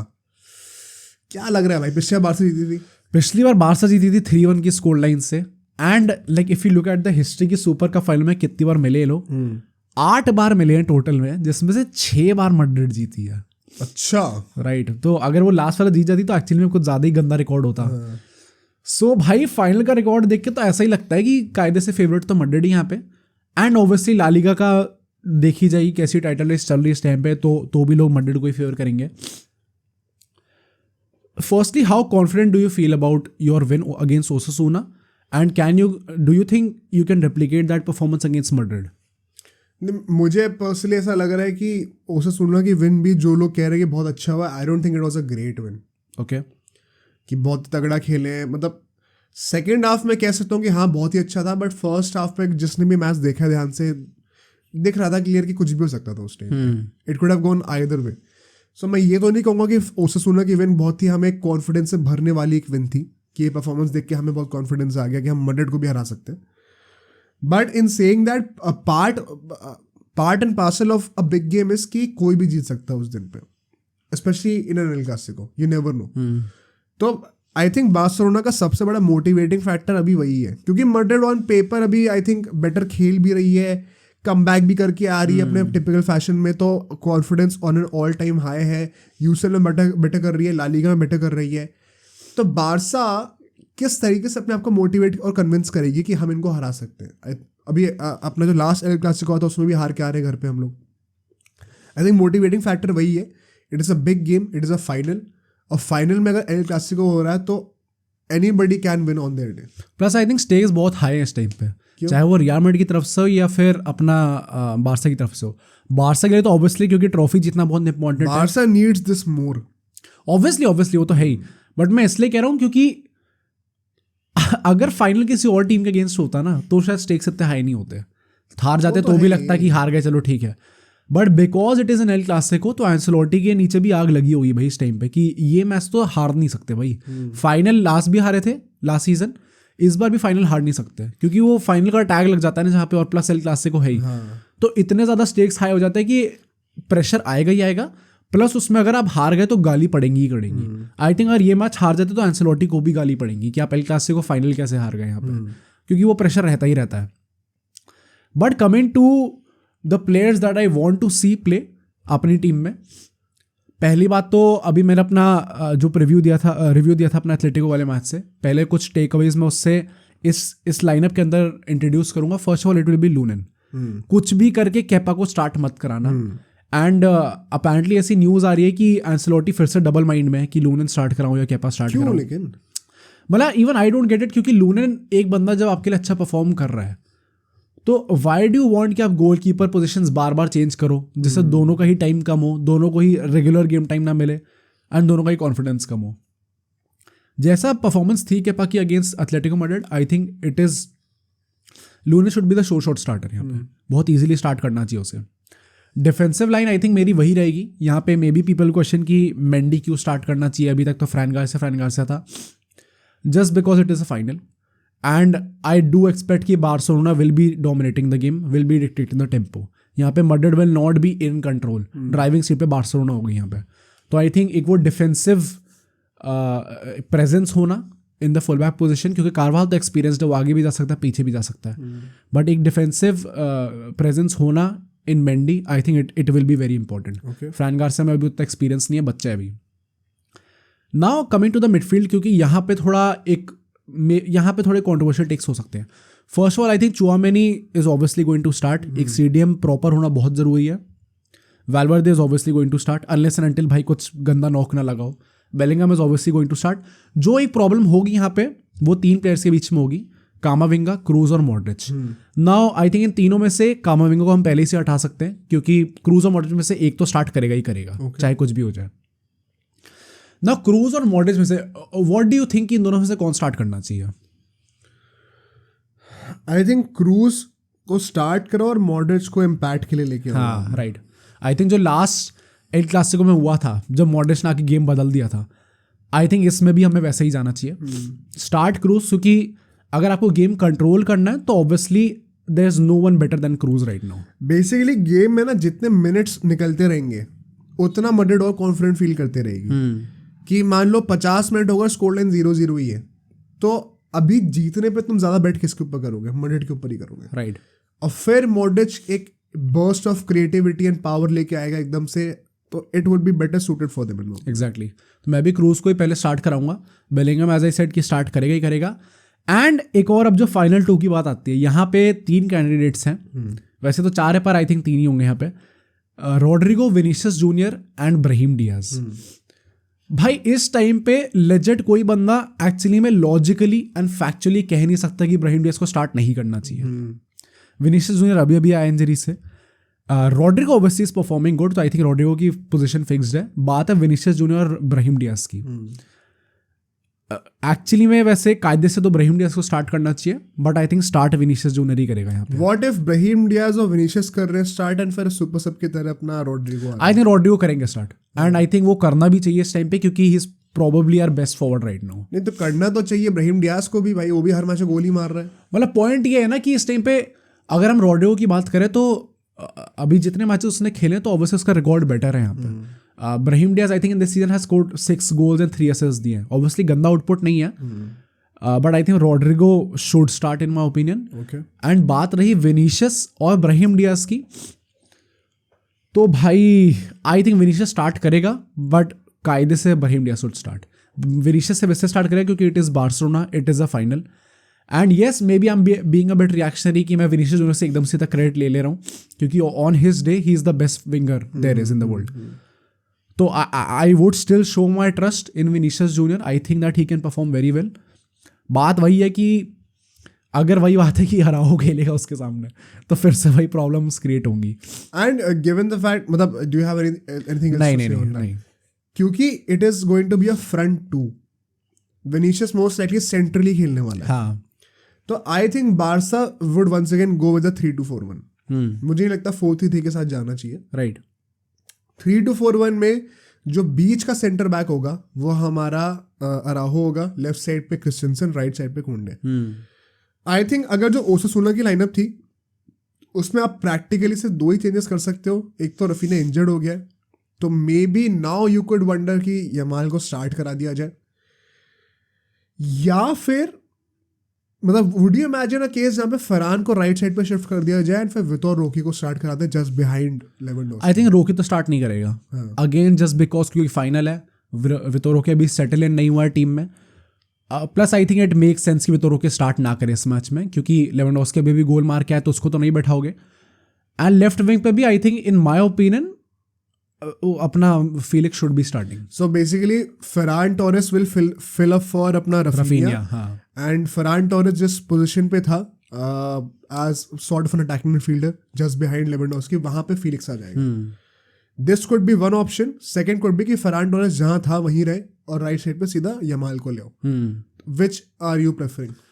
I think मैं प्रेफर फर्स्ट करूंगा फीलिक्स, क्योंकि हाँ, this is kind of also what we saw in the El Clasico जो पहले हुआ था. फीलिक्स स्टार्ट करा था. Right. I think Felix start करना बनता है यहाँ पे, क्योंकि वो क्रिएटिविटी प्रोवाइड करेगा. एंड सर्जी रोबर्टो की जगह पे I would start Fermin Lopez. हाँ, मेक सेंस. उसने उस मैच में भी करा था, क्रूज वगैरह को ही वाज ओनिंग क्रूज उस टाइम पे. I clearly remember. So I think यही एक फॉर्मेशन होनी चाहिए. बैक थ्री पे हमारे कोंडे, अराहो, क्रिस्टियनसन, उसके आगे Gundogan and de Jong would be our pivots. एक इसमें क्वेश्चन ये भी आएगा कि क्या आप रोमेयो और डियोंग को साथ में स्टार्ट करा दो पिवट में, और फिर फर्मीन लोपेज या फिर अपना रोबर्टो को छोड़ो, गुंडोगान को सोल पे डाल दो आगे. Does that sound appealing to you also? I think कर सकते हैं वो, बट रोमेयो को क्या आप ट्रस्ट करोगे मैच में? I am not so sure, क्योंकि जब डियोंग और गुंडोगान का पिवट अच्छा काम कर रहा है तो आई थिंक उनको ही स्टार्ट करना चाहिए. So Gundogan and de Jong in the double pivot in front of the back three. अब उसके सामने तो 4 प्लेयर होंगे हमारे, 2 अटैकिंग मिडफील्डर्स, लेफ्ट साइड पे फीलिक्स, राइट साइड पे फर्मीन लोपेज, विंग्स पे हमारे लेफ्ट साइड पे बाल्डे एंड राइट साइड पे अपना Ferran Torres, and up top Lewandowski. भाई लाइनअप देखो है तो अच्छी, ऐसा कोई क्वेश्चन नहीं कर सकते आपकी क्या अच्छा है क्या बुरा है. यहाँ पे बेसिकली अगर ए टीम हमारी अवेलेबल होती तो आप सबसे पहले तो बाल्डे की जगह पे कैंसिल हो खिलाते लेफ्ट साइड पे. एक मेजर चेंज वही होता. और दूसरा मे बी आप अगर पेड्री पूरा फुल्ली फिट होता तो शायद फर्मीनो पे जगह वो खेल लेता. आई थिंक गावी भी खेलता अगर होता तो फिट. गावी फिर उस रोल में नहीं खेलता इन नो बिन. तो फिर किस मतलब व्हाट डू यू थिंक? फिर वो शायद गुंडोगान का रोल ले लेता और फिर गुंडोगान आगे शिफ्ट हो जाता पॉसिबली. बट गावी को तो चलो पूरे सीजन के लिए बाहर. आई थिंक मिस तो करेगी बार्सा इस मैच में गावी को, क्योंकि 100%. लाइक अगर हम बात करें कि कौन सी टीम डोमिनेट करती है, बार्सा करती है. फर्स्ट मैच में भी a very big reason of why Barcelona was dominating the match was Gavi. वो भागता रहेगा, फालतू के फाउल्स करता रहेगा, थोड़ा प्रॉब्लम्स क्रिएट करेगा, वो थोड़ी फ्रस्ट्रेट करती है रियल मैड्रिड को. और मैं मतलब ये तो हमने लाइनअप की बात कर ली. अगर मैं गेम प्लान की बात करूं personally, the moment Barca switches off, अगर इंटेंसिटी ड्रॉप हुई है भाई, तुम समझ जाओ कि तुम साइलेंटली किल होने वाले हो.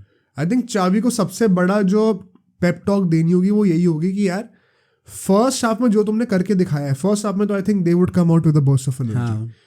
एग्जैक्टली वही जो हमें सेकंड हाफ में भी देना पड़ेगा, वरना तुम देखोगे सेकंड हाफ में कम बैक होते हुए even if you are 1-0 up. I think वो चीज़ अवॉइड करना बहुत जरूरी है. मैं मैड्रिड के लिए ये कहूँगा कि भाई कुछ भी हो, भीगी बिल्ली बन के मत खेलना, स्पेशली द मिडफील्डर्स. कायदे से हमारी मिडफील्ड जैसी हमें कायदे से डोमिनेट होना नहीं चाहिए. सारे फिजिकल मिडफील्डर्स हैं, क्रूज मॉडर्स के अलावा चलो बाकी सारे फिजिकल मिडफील्डर्स हैं, कायदे से आपको डोमिनेट होना नहीं चाहिए. बेसिकली वो आउट नंबर करने का ट्राई करेगा ना चावी, बीच में 6 प्लेयर मतलब करो, बट आई जस्ट वांट कि मैड्रिड टैकल्स के लिए जाए. यहाँ पे ये नहीं कि वो जैसे फर्स्ट एल क्लासिको में दे वर जस्ट कंप्लेनिंग कि यार हमें फाउल क्यों नहीं मिल रहा, फाउल क्यों नहीं मिल रहा. तुम भी करो ना फाउल भाई, जब नहीं दे रहा रेफरी तो तुम भी करो. तो आई थिंक बस वो एकदम वो भीगी बिल्ली वाली अप्रोच ना रहे, प्रॉपरली अटैक करने जाओ, फाउल करो, treated like an El Clasico. उसके बाद जो रिजल्ट होता है वो ठीक है, चलो हारे या जीते उसकी अलग बात है, but I at least show the right intent. So what are you expecting? Madrid win. सच में तो सीरियसली? हाँ और नहीं तो भाई फाइनल है. मतलब क्या स्कोर लेना, किस टाइप का मैच होने वाला है? आई थिंक बहुत ज़्यादा गोल्स नहीं होंगे इस मैच में. May be like the previous Clasico may be 2-1 ही हो सकता है 3-1 हो जाए.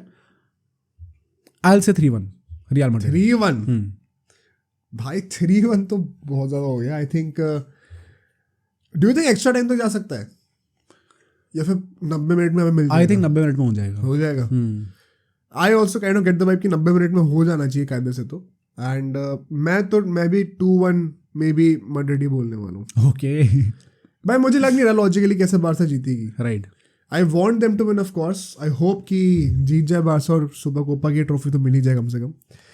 बट लॉजिकली अगर प्रेडिक्ट करना तो I think Madrid are taking this one very easily. Fair enough. But now let's move on to cricket, जहाँ पे अपना इंडिया और अफगानिस्तान का T20 मैच था पहला, एंड उसके टॉकिंग पॉइंट्स डिस्कस करते हैं. ये ना डिस्कशन जो है ना, मुझे लगता है कि जितना लोगों को लग रहा है उससे ज्यादा इंटरेस्टिंग होने वाली है. बिकॉज लोग कहेंगे ऑन पेपर मैच तो इजीली जीती गए, but there was so much to break down. सिर्फ लाइनअप की बातें कर लेते हैं. पहली बात तो ना आई थिंक थोड़ा मिसमैच है यहाँ पे कम्युनिकेशन का. राहुल द्रविड़ ने एक दिन पहले आके प्रेस कॉन्फ्रेंस करी और बोला 2-3 बहुत ही इंपॉर्टेंट पॉइंट बोले थे जो कि मुझे लगता है डिस्कस करने चाहिए हमें. सबसे पहले तो Virat Kohli was we all knew कि फर्स्ट T20 में नहीं आने वाला है for some family reasons. Once again इसका क्यों ना कुछ लोग यहाँ पे जो कि हेटर्स है वो क्वेश्चन कर रहे हैं कि भाई ये फैमिली रीजंस बार बार क्या आ रहे हैं ऐसे ज्यादा, मतलब तुम कंट्री को क्यों नहीं ऊपर रख रहे हो. Right. The other side is कि यार विराट कोहली इतना प्रोफेशनल बंदा है, अगर कुछ अर्जेंट नहीं होगा तो वो नहीं जाएगा. What where do stand in this? I think मेरे हिसाब में सेकंड स्टैंड में ही हूँ. आई थिंक कुछ इंपॉर्टेंट होगा इसलिए वो गया होगा, वरना आई डोंट थिंक कि हम उसकी कमिटमेंट को क्वेश्चन कर सकते हैं. इनफैक्ट ये सेम चीज़ अभी रोहित शर्मा के साथ भी हुई थी. उसकी शायद फ्लाइट डिले हो गई थी, तो वो एयरपोर्ट से without going into the hotel तुरंत वो मैच में स्टेडियम में ही पहुंचा प्रैक्टिस करने के लिए. अच्छा. तो वहाँ पे भी उसके प्रोफेशनलिज्म का दिखा. मतलब मुझे थोड़ा लेकिन ये अजीब तो लग रहा है कि बार बार फैमिली रीजंस हो रहे हैं. कुछ या तो कुछ जेन्युइनली सीरियस है, कुछ इशू तो है. मुझे नहीं लगता कि विराट कोहली को क्या प्रोफेशनलिज्म को कोई क्वेश्चन करना चाहिए हमें, बट कुछ अजीब तो लग रहा है कि भाई इतना बार बार फैमिली रीजंस की वजह से मैचेस मिस क्यों हो रहे हैं. बट रिगार्डलेस सेकंड पॉइंट जो होगा वो होगा कि भाई श्रेयस अय्यर को क्यों नहीं पिक करा गया इस स्क्वाड में. राहुल द्रविड़ कहता है because there are already too many batters in the mix. इस स्टेटमेंट को लेकर तुम्हारा क्या ओपिनियन है? सी आई थिंक इससे एक पॉइंट तो क्लियर है कि ऑब्वियसली ही इज ड्रॉप्ड यहाँ पे. It is not like he was not available for selection. उसे ड्रॉप किया गया. एंड आई थिंक इसका एक ही मतलब बनता है कि he is out of the T20 scene यहाँ पे वर्ल्ड कप के लिए. I don't think Shreyas Iyer is going to be in the playing 11. Because logic समझ में नहीं आ रहा लेकिन इसका. मतलब मुझे भी I think after the world cup मैं एक चीज़ पे तो श्योर था कि कोई बंदा हो ना हो ये बंदा तो हो गई, क्योंकि जिस तरीके से वो बंदा खेल रहा था, जो उसने एक्सेलरेशन दिखाया अपनी इनिंग्स में काफ़ी बार, आई थिंक कि होना चाहिए कायदे से. बट पॉइंट वही है कि वो कहाँ फिट हो सकता है T20 पे इस टाइम पे. नहीं तो पॉइंट वही है कि प्लेइंग 11 में तो वो नहीं खेलेगा. हाँ. वो तो बहुत क्लियर है. हमने भी प्लेइंग 11 बनाई भी थी वर्ल्ड कप की. तो ये तो बहुत क्लियर है कि अगर तुम गिल और जायसवाल को हटा दो, कोहली से ओपनिंग करा दो, तो भी नहीं खेलेगा वो प्लेइंग 11 में. पॉइंट ये कि क्या वो स्क्वाड में भी नहीं होना चाहिए. What if Kohli gets injured, Sky gets injured, तो हम लोग को वो 1 या 2 डाउन पे एक तगड़ा प्लेयर नहीं चाहिए, पावर हिटर नहीं चाहिए. और उसमें श्रेयस अय्यर से पहले कोई और क्यों आएगा अभी? राइट. इवन तिलक वर्मा, भाई I don't think he deserves to be there before Shreyas Iyer. Clearly doesn't. तो मुझे समझ में नहीं आया कि एग्जैक्टली क्या लॉजिक है श्रेयस अय्यर को हटाने का, स्पेशली अभी जब उसने 50 मारी थी ऑस्ट्रेलिया वाली सीरीज में as a vice captain. I could find absolutely no logic whatsoever in saying कि भाई Shreyas Iyer is out because too many batsmen are in the mix. So मैं यहाँ पे तो disagree करूँगा for sure मैनेजमेंट से. Can we see him making a comeback? I think अगर IPL अच्छा जाएगा तो once again he'll be very easily back in the team. I think a lot depends on what he does for KKR. Right. But the next topic is Ishan Kishan. Ishan Kishan को क्यों नहीं लिया गया? Because apparently he was not available for selection. इसको लेके क्या लग रहा है भाई? आई थिंक अभी जो साउथ अफ्रीका में हुआ था वही सेम चीज़ इस बार भी हुई है. ही is not making himself available for selection यहाँ पे, इसलिए उसे नहीं लिया गया. ऑल्दो राहुल द्रविड़ ने अश्योर किया है कि जब वो वापस आएगा तो उसको पिक करा जाएगा अल्टीमेटली. तो वहाँ पे मे बी लाइक होप कर सकते हैं जितने भी ईशान किशन फैंस है कि ही will be back in the team जब वो संजू सैमसन बाहर हो जाएगा. एंड रिसेंटली सोशल मीडिया पे बहुत एकदम सी अप्रोर हुआ अगेंस्ट ईशान किशन, क्योंकि उसको कुछ धोनी के साथ पार्टी वार्टी करते हुए देख लिया गया. उसके लिए like just to spend a few minutes here मैं ये कहूँगा बस कि पहले तो उसकी पर्सनल लाइफ है भाई, एंड जो लोग ये कह रहे हैं कि तुमने तो रेस्ट लेने के लिए ब्रेक लिया था, अब तुम पार्टी कर रहे हो, वही तो पार्टी ही तो कर रहा है तभी, थोड़ा माइंड ऑफ जाने के लिए। तो it is a very sad reality है, जितने भी क्रिकेटर्स हैं, एथलीट्स हैं, we see this in football as well. भाई अगर कोई बंदा फुटबॉल खेल रहा है या क्रिकेट खेल रहा है, इसका ये नहीं कि वो पार्टी नहीं कर सकता। तो if he is parting, don't over react, उसकी अपनी पर्सनल लाइफ है। आई जस्ट होप कि ये लोग समझे इतनी सी बात को। एंड आई थिंक जब वो अल्टीमेटली होगा सिलेक्शन के लिए available, may be doing the T20 world cup, या अभी जो IPL से पहले देखते हैं क्या होता है IPL के अंदर, I think he will be back in the squad. होना तो चाहिए यार, मतलब मेरे को logically I see no reason why he should not be in the squad. अगर उसको as a middle order replacement में लेके चलो बैकअप कीपर की तरह, तो I think he should be there and should be there before KL Rahul also. So अब देखते हैं भाई कि क्या होता है उसके साथ। The last scene would be, और यहीं से हम लोग मैच में एंट्री मार देंगे। ही सेड कि यशस्वी जायसवाल ओपनिंग करने वाला है, विच मेंट कि शुभमन गिल वन डाउन पे बैटिंग करेगा, क्योंकि कोहली तो होने नहीं वाला था। एंड फिर हम लोग मैच में आते हैं, ठीक है। मैच में टॉस से पहले हम लोग पिच को देखते हैं। भाई पिच टिपिकल मोहाली पिच थी, बहुत ही ज़्यादा शाइन कर रहा था विकेट, और ऊपर थोड़ी घास भी थी। शाइन करने का मतलब है विकेट पाटा है, बैटिंग के लिए बहुत तगड़ी है, ठीक है। ऊपर थोड़ी घास भी है, तो मतलब कि बॉल अच्छा ग्रिप करके आएगी। एंड मतलब एक होता है ना शीशे की तरह आना, कि भाई जिस ट्रैजेक्टरी में आ रही है उसी ट्रैजेक्टरी में पढ़ के जा भी रही है। कुछ मूवमेंट नहीं है ज़्यादा बॉल के अंदर, मतलब गेस वर्क नहीं है कुछ यहाँ पे। जो आप एक्सपेक्ट कर रहे हो एग्जैक्टली वैसे ही आने वाला है, ट्रैजेक्टरी में कुछ ज़्यादा चेंज नहीं होगा। तो बैटिंग के लिए बहुत अच्छी विकेट थी, कंडीशंस कूल थी, हवा पतली थी वहाँ पर, बढ़िया भाई। Everything set to bat and make a good total. मतलब जब भी बैटिंग आएगी, तो ये नहीं करूँगी टॉस जीत के बैटिंग कर लो, चेस ही करना चाहिए था। सो रोहित शर्मा आता है टॉस पे, टॉस जीता, चेस करता है, राइट डिसीजन, बिल्कुल सही था।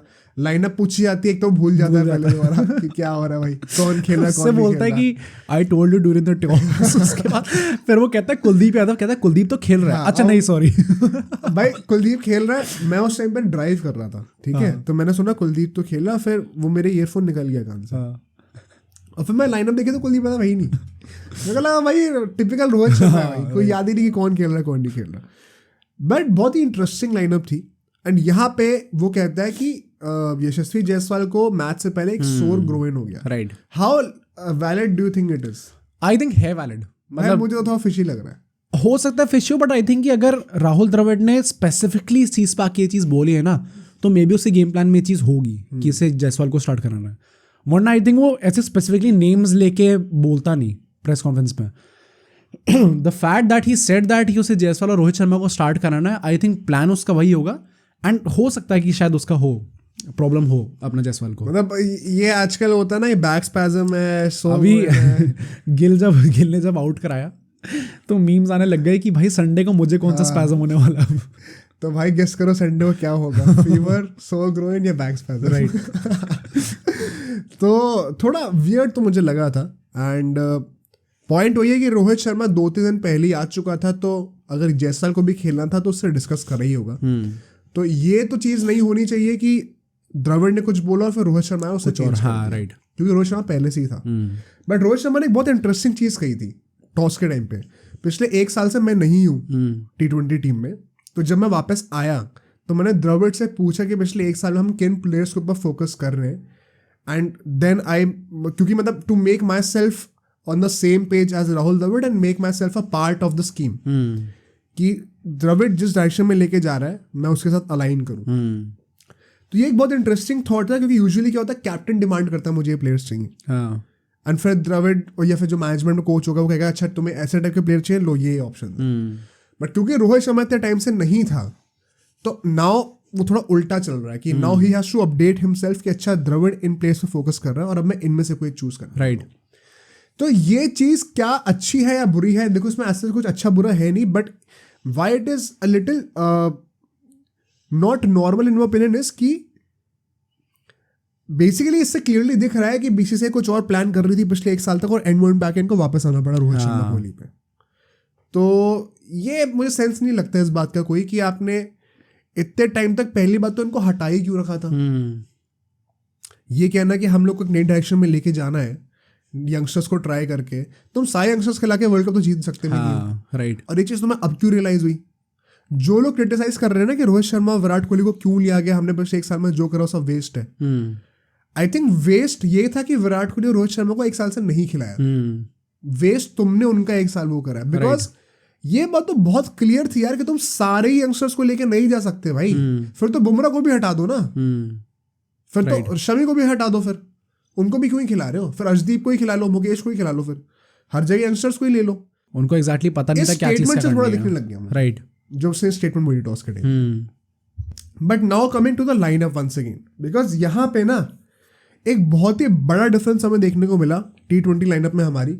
जो अभी हमारी ऑस्ट्रेलिया और साउथ अफ्रीका की सीरीज थी, उसमें हमारी T20 की लाइनअप देखो, और जो अभी करी है इस लाइनअप में जो अफगानिस्तान के अगेंस्ट जो खेली है पहले T20 में, it is Rohit Sharma written all over it. बताता हूँ क्यों, प्रूव करता हूँ। शिवम दुबे एक ऐसा बंदा जो कि ऑस्ट्रेलिया के 5 T20s में सिलेक्टेड था, उसको एक मैच खिलाया नहीं जाता, और फिर साउथ अफ्रीका की सीरीज के लिए एकदम से निकाल दिया जाता है। इस सीरीज में वो वापस क्यों आया है? What do you think? Allrounder option है, सिर्फ रोहित शर्मा ने कहा इसीलिए है। Now I understand why.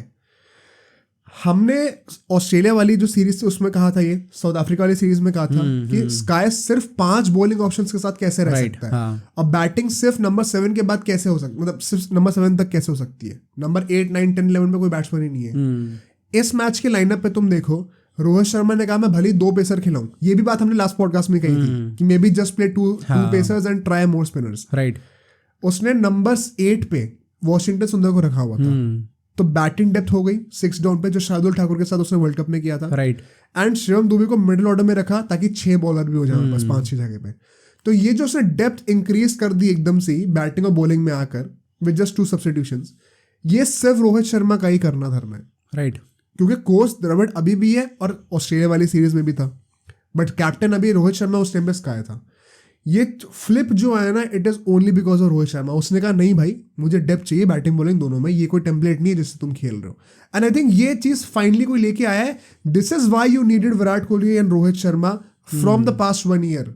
ये तुम यंगस्टर्स को दे के, जिनको एक्सपीरियंस शायद नहीं है उतना कि किस टाइप का हमें कॉम्पोजिशन चाहिए होता है T20 में जीतने के लिए, तुम ट्रस्ट नहीं कर सकते अभी यार। उनको ग्रूम तो होने दो लोगों के अंदर। वही बात है कि अल्टीमेटली आप यंगस्टर्स खिलाओ तो खिलाओ, ऑब्वियसली उस लेवल पे भी है यंगस्टर्स हमारे, बट द पॉइंट इज कि you need someone to guide them. Team के अंदर कोई ना कोई तो ऐसा फिगर होना चाहिए जो कि गाइड कर सकते हैं, जो कि like at times of difficulties आपको बता सकेगा कि this is probably the right call. यहाँ पे वो बंदा होना चाहिए वहाँ पे। एंड एक और चीज मैं कहूँगा यहाँ पे, पहले बात तो Jitesh Sharma was selected over Sanju Samson. हाँ, एनी सरप्राइजेस देयर?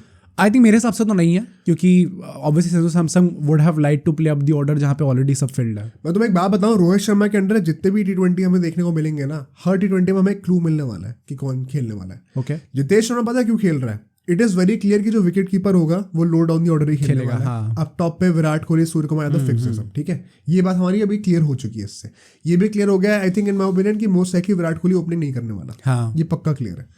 तो विराट कोहली 1 डाउन पे आएगा, स्काई 2 डाउन पे आएगा, तो 3 डाउन से पहले तो कोई कीपर खेल ही नहीं सकता। अब जब बैट्समैन को इतना नीचे आ रहा है बैटिंग करने के लिए, तो कीपर से प्रेफरेंस किसको मिलने वाली है ओवर संजू सैमसन, ईशान किशन, जितेश शर्मा को, बिकॉज वो स्पेशलाइज करता है उस लेवल पे खेलने का, right. As a matter of fact 3 down पे नंबर 5 पे मोस्ट लाइकली रिंकू सिंह को भी खिलाया जाए, तो आप और नीचे बैटिंग करने वाले हो, नंबर 6 नंबर 7 पे करने वाले हो। तो जितेश शर्मा को प्रेफरेंस वहां पे इसलिए दी गई है बिकॉज संजू सैमसन T20s में नंबर 3 पे बैटिंग करता है। तो ये चीज हमारी क्लियर हो गई, हमें एक बहुत बड़ा क्लू मिल गया। दूसरा क्लू हमें क्या मिला? रवि बिश्नोई हमें कुलदीप यादव के ऊपर स्टार्ट करता हुआ दिखा। क्यों ऐसा लगता है? लॉजिकली कोई सेंस था नहीं इसका। बेसिकली चाहता तो कुलदीप और बिश्नोई दोनों को स्टार्ट करा सकता था, वॉशिंगटन को बाहर बैठा देता, बट ये बहुत बड़ा क्लू इसमें ये भी मिला है, वॉशिंगटन सुंदर will most likely not even be in the T20 world cup. ठीक है, स्क्वाड में ही नहीं होगा मोस्ट लाइकली। उसको सिर्फ इससे रखा गया क्योंकि वो बैटिंग बॉलिंग दोनों करता है नंबर 8 पे। हाँ, तो ये चीज हमें क्लियर हो गई कि उसको बैटिंग डेप्थ तो चाहिए। अब बिश्नोई को फिर कुलदीप यादव की जगह पे क्यों खिलाया गया? आई थिंक इसलिए खिलाया गया बिकॉज रोहित शर्मा कुलदीप यादव को देख चुका है। आई थिंक टेस्ट करना है कि बिश्नोई को भी। हाँ, वही पॉइंट है कि कुलदीप यादव तो होगा ही होगा, प्लेइंग 11 में भी होगा ही होगा। पॉइंट इज कि क्या मतलब जितनी भी सीरीज है, आई थिंक जितने भी मैचेस है, it is a ticket to the world cup. कौन बंदा अपनी पोजीशन फिक्स कर सकता है, and he is experimenting that. And यही चीज हम लोग ऑस्ट्रेलिया वाले टूर से कहते आ रहे हैं, अपने ऑस्ट्रेलिया वाला जो भी T20 सीरीज थी, कि इस टाइम पे बस एक्सपेरिमेंट करने को देखो, आपका ज़्यादा टाइम है नहीं। देखो कौन कौन से प्लेयर्स आ सकते हैं, क्योंकि मेन जो आपका कॉम्पोजिशन है वो तो पक्का है कि ये प्लेयर्स तो खेलेंगे। अब इसके अलावा कौन कौन आ सकता है? तो ये 2-3 पॉइंट्स ना बहुत इंपॉर्टेंट थे जो कि हमें सिर्फ लाइनअप से ही पता चल गए कि रोहित शर्मा के दिमाग में क्या चल रहा है। बट ठीक है, अब हम मैच पे आते हैं क्योंकि इंडिया पहले बॉलिंग कर रही होती है। तो मैं केकेआर फैंस के लिए जितने भी है मेरी तरह सबके थोड़ा रैंट करने वाला हूँ। भाई जो पहला पावर प्ले था अफगानिस्तान, क्या बकवास बैटिंग करी है, pathetic display bye Afghanistan. Exactly, सिर्फ 33 रन आते, विकेट नहीं गिरता। अभी तो लोग कहेंगे इंडिया का तो और भी बिगाड़ता है, उस पर आएंगे। बट जिस तरीके से गुरबाज ने बैटिंग करी है, अभी 1-2 हफ्ते पहले तक जो लोग कहते थे कि गुरबाज तो भाई मैं तो स्टार्ट ही कराऊंगा टीम में बिकॉज आई वॉन्ट टू, ये नहीं कि मजबूरी है, कहा तो हमने भी कि स्टार्ट करना पड़ेगा लेकिन मजबूरी है क्योंकि आई think he is a good enough player. जो लोग ऐसा कह रहे थे कि भाई स्टार्ट तो करना बनता है, बहुत ही फ्लैशी बैट्समैन है, अच्छे छक्के मारता है, इसकी रियलिटी ये है T20s में he does not have a good strike rate. भाई स्ट्राइक रेट बहुत कम है, उसके लिए से वो आई थिंक वो बाद में कोई बंदा खेल पाए ना खेल पाए वो अलग बात है कि नीचे lower down the order, like for example अगर केस भरत आता है तो वो खेल पाए ना खेल पाए आगे। बट अगर आपको स्टार्ट प्रॉपर नहीं मिलेगा ना तो आपने गेम वहीं पे खत्म कर दिया आपका। फिर वही पावर प्ले में तुम्हारी रन रेट 6-7 की हो रही है, राइट। फिर बाद में लोग कैचअप गेम खेलने वाले रसल वगैरह। Gurbaz is not a top tier batsman. भाई मुझे लगता नहीं, मुझे समझ में आता लोग इतना हाईली रेट क्यों करते हैं उसको। He is very responsible, he is not fully trusting his power hitting abilities. कभी कभी बहुत ज्यादा रन मार देगा, कभी कभी 0 पे आउट हो जाएगा स्ट्रिप आउट करके। मुझे नहीं लगता कि he has what it takes right now right to be a short starter in any team. Afghanistan से खेल रहा है, इससे स्टार्ट कर रहा है वो। But power play was really bad भाई। इनफैक्ट इंडिया के सारे बॉलर्स कितने अच्छे स्टार्ट्स थे। वॉशिंगटन एंड अपना अक्षर से 1-1 ओवर कराते हैं एंड अर्शदीप और मुकेश से 2-2 ओवर ट्राई कराए जाते हैं। They all bowled really well. But उसके बाद अगर हम लोग आए एक कैच के मोमेंट पे, दुबे ने आई थिंक अर्शदीप के बॉल कर रहा था, हाँ बहुत ही सिटर सा कैच छोड़ दिया था। राइट। एंड उस टाइम पे लग रहा था कि भाई इसको सेलेक्ट भी कर लिया और उसने ये भी चीज हरकत कर दी है। ओनली अंटिल लेटर कि उसका गेम बहुत ही अच्छा चलेगा ultimately.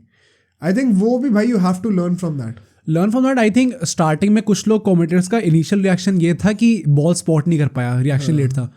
But the point is कि रिएक्शन लेट होने के बाद भी बहुत आराम से उस पोजीशन पे था कि बहुत इजीली कैच हो सकता था वो।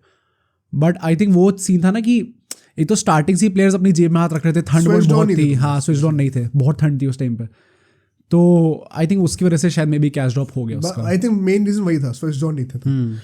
बट फिर हम देखते हैं कि by the end of the 10th over जब 10 ओवर हो चुके थे तब भी इनके रन से 57 रन ही थे। आई थिंक वो जो 6 to 10th वाला जो था उनका वो और गंदा क्या था, सिर्फ 24 रन आए थे। 24 रन आए थे और 3 विकेट गिर गए थे। अब यहाँ पे अक्षर पटेल को आई थिंक 1-2 विकेट तो उसी को मिल गए थे यहाँ पर। एंड इंटरेस्टिंग पॉइंट ये था कि बिश्नोई से अभी तक एक भी ओवर नहीं कराया था पूरे 10 ओवर में पहले के। इसके पीछे का रीजन क्या हो सकता है? What do you think? I think may be वो बिश्नोई को एज अपना ओपनिंग बॉलर देख ही ना रहा हो कि वो एंड में ही डाले। मुझे ऐसा लग रहा है पर्सनली कि इसका कोई सही गलत आंसर नहीं है। What I can may be think of, अगर मैं रोहित शर्मा के शूज में स्टेप इन करूँ, पहली बात उसने बिश्नोई को कुलदीप के ऊपर सेलेक्ट इसलिए करा उसको सिर्फ टेस्ट करना है। तो मुझे लग रहा है उसके ये शायद रहा होगा दिमाग में, अगर मुझे सिर्फ टेस्ट करना भी है तो let me test him in the difficult times, जो आखिरी के 10 ओवर होंगे, जो आखिरी के 5 ओवर होंगे, जहाँ पे बैट्समैन हिट करने के लिए जा रहा है एक्टिवली, तब क्या वहाँ पे ये क्लेवरली बॉलिंग कर सकता है, इकोनॉमिकली बॉलिंग कर सकता है। And I think Bishnoi unfortunately failed today in that, क्योंकि इसके बाद हम लोग देखते हैं जब 15 ओवर खत्म हो जाते हैं हमारे, तो 10 से 15 ओवर के जो बीच के जो फेज था, इसमें इन लोगों के 48 रन आते हैं, ऑलमोस्ट 10 रन पर ओवर। बट इन 48 रन में से 35 रन जो है वो सिर्फ बिश्नोई पे आ गए। बिश्नोई ने 3 ओवर डाले ऑन द ट्रॉट और 35 रन खाता है वहाँ पे। आई थिंक ये थोड़ा डिसअपॉइंटिंग था। बिश्नोई को ये लग रहा होगा कि भाई इतने टाइम से उसने even in the series against Australia top wicket taker था, नंबर 1 T20 बॉलर भी बना था, बट जब मैटर करता था तब शायद उसने थोड़ा सा चोक करके दे दिया। वही बात है, इस मैच में दोनों अपना बिश्नोई एंड अपना वॉशिंगटन सुंदर भी दोनों की थोड़ी पिटाई हुई है इस मैच में। आई थिंक वॉशिंगटन सुंदर के पास स्टेक्स है नहीं, बिकॉज वो शायद इधर में नहीं होगा, शायद मोस्ट लाइकली नहीं होगा। बट आई थिंक बिश्नोई को भी डिसहार्टन नहीं होना चाहिए, बिकॉज वही one bad game can not जज, राइट। तो अभी तुम्हें इतना अच्छा करके दिया तो Rohit Sharma will see that, ऐसी कोई प्रॉब्लम नहीं है। बट अगर हम लोग आखिर के 5 ओवर की बात करें, यहाँ पे अफगानिस्तान ने एक रिस्पेक्टेबल टोटल गैदर कर लिया। 53 रन आते हैं आखिर के 5 ओवर में। और यहाँ पे एक बंदा जिसको मैं क्रेडिट दूंगा वो है मुकेश। मुकेश थोड़ा on paper one of the more expensive bowlers लग रहा था, बट उसने 2 क्रूशियल विकेट्स निकाल के दिए थे, नाबी का और उमर जाई का। दोनों को उसने आउट करके दिया था, और दोनों की पार्टनरशिप उस टाइम पे कुछ 60-70 रन की हो चुकी थी। स्पेशली नाबी तो काफी तेज भी खेल रहा था। अच्छा, नाबी का बड़ा मुझे कंट्रोवर्शियल ओपिनियन है। आई थिंक नाबी थोड़ा with the age that he is in right now, आज के टाइम पे थोड़ा ओवररेटेड लगता है मुझे, बट उसने पूरा गलत प्रूफ कर दिया भाई। ओके, मुझे लगता, मतलब the reason why he got unsold in the IPL also, मैंने एग्जैक्टली यही कहा था कि he is a legend of Afghanistan. तो उसको क्रेडिट नहीं छीन रहा उससे, बट अफगानिस्तान का लेजेंड है, राइट। एंड मतलब आई एम नॉट श्योर कि वो, एक तो T20 में स्किल सेट आपको वैसे भी उस लेवल का टेस्ट नहीं होता जितना टेस्ट मैच में होता है, उतना मुश्किल नहीं होता। तो क्या वो उस लेवल का प्लेयर है जितनी उसको रिस्पेक्ट और गुड पीआर दी जाती है? आई डोंट नो, बट इस मैच में तो उसने अच्छा करके दिया भाई, राइट। तो उस पर मैं क्वेश्चन नहीं करूंगा बिल्कुल भी। बट इसके चलते हुए one last point that I want to cover, Arshdeep ने अपने पहले के 3 ओवर बहुत अच्छे डाले थे, ठीक है। लास्ट ओवर उसको मिलता है डालने को, उसमें 15 रन खा जाता है। उसके बारे में क्या कहते हैं? आई थिंक डेथ ओवर में थोड़ा है उसका सीन, मतलब आई think it is a mental thing, it is not कि उसकी टेक्निक में कमी है। वो उसके दिमाग में इस टाइम पे like he is kind of too scared right now, कि वो हर बार बचने के लिए जाएगा कि भाई कुछ ना कुछ करके मैं बच जाऊं, कैसे करके ओवर निकाल दूं, कैसे भी करके। He is not going to take the wicket उस टाइम पे, वो थोड़ा बचने के लिए जा रहा है। It is more of a mental thing in my opinion. I think धीरे धीरे once he gets more experience and अगर वो इस चीज़ को ओवरकम कर पाता है, then I think he is a quality bowler. But अगर हम लोग इंडिया की ओवरऑल बॉलिंग परफॉर्मेंस को रेट करें तो तुम्हारे ओपिनियन में स्टैंड आउट कौन थे? आई थिंक अपना अक्षर पटेल होगा ऑब्वियसली, क्योंकि इकोनॉमिकल भी बहुत ज़्यादा था और उसने विकेट भी काफ़ी लिए। एंड मेरे हिसाब से Shivam Dube also bowled quite well. Shivam Dube ने 1 विकेट ले लिया, विकेट ले लिया, और प्लस उसकी भी इकोनॉमी काफ़ी अच्छी 2 ओवर में से 9 रन दिए थे, राइट। आई थिंक अक्षर पटेल पे ज़रा सा बात करते हैं, बिकॉज अभी हमने जडेजा का कंपैरिजन निकाला था।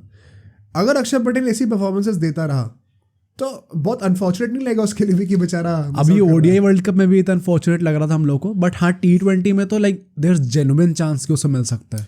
जो लास्ट T20 वर्ल्ड कप था 2022 में, उसमें he was absolutely pathetic, but उसके बाद से he has raised his game to another level. If you remember T20 world cup के बाद ही जो सीरीज हुई थी, 2 बार उसने लगातार मैच ऑफ द सीरीज जीता था उसके बाद, तो वो उसके बाद से लगातार उसने एकदम से अपना गेम स्टेप अप करा है। और ये सिर्फ T20 में नहीं, टेस्ट मैचेस में भी। हाँ, राइट। बैटिंग अच्छी कर रहा था, नीचे आके बॉलिंग भी करी जब मौका मिला।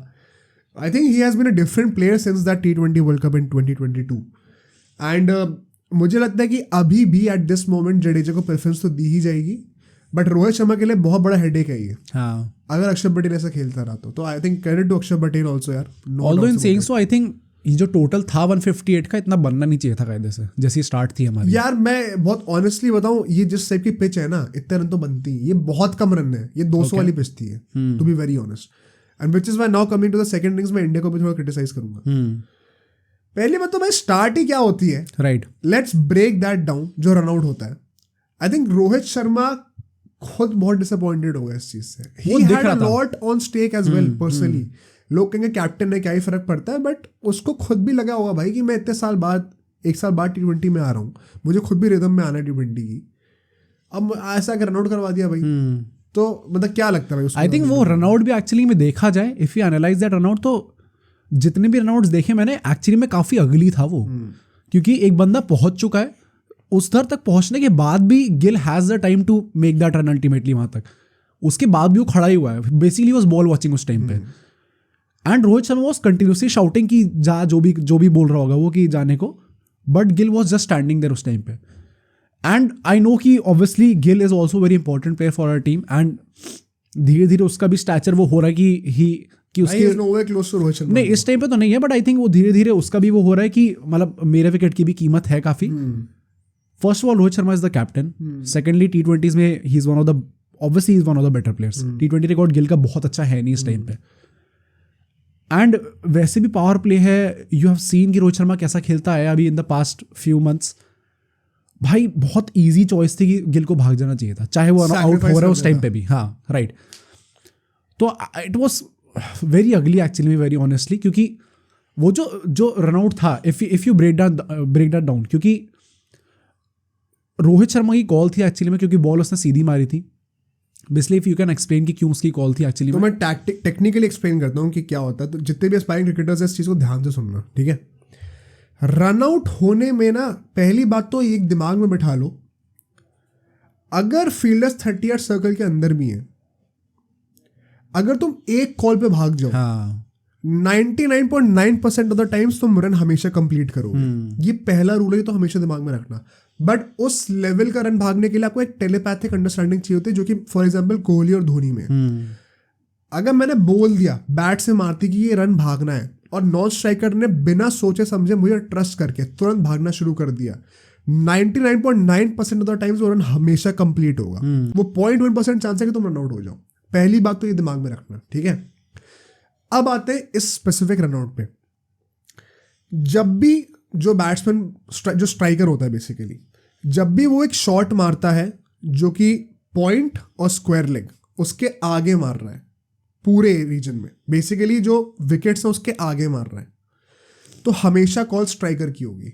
और विकेट के पीछे मार रहा है तो नॉन स्ट्राइकर देख सकता है कि पीछे क्या चल रहा है, तो हमेशा नॉन स्ट्राइकर कॉल करता है। ये एक बेसिक रूल होता है क्रिकेट का बैटिंग करते वक्त, ठीक है।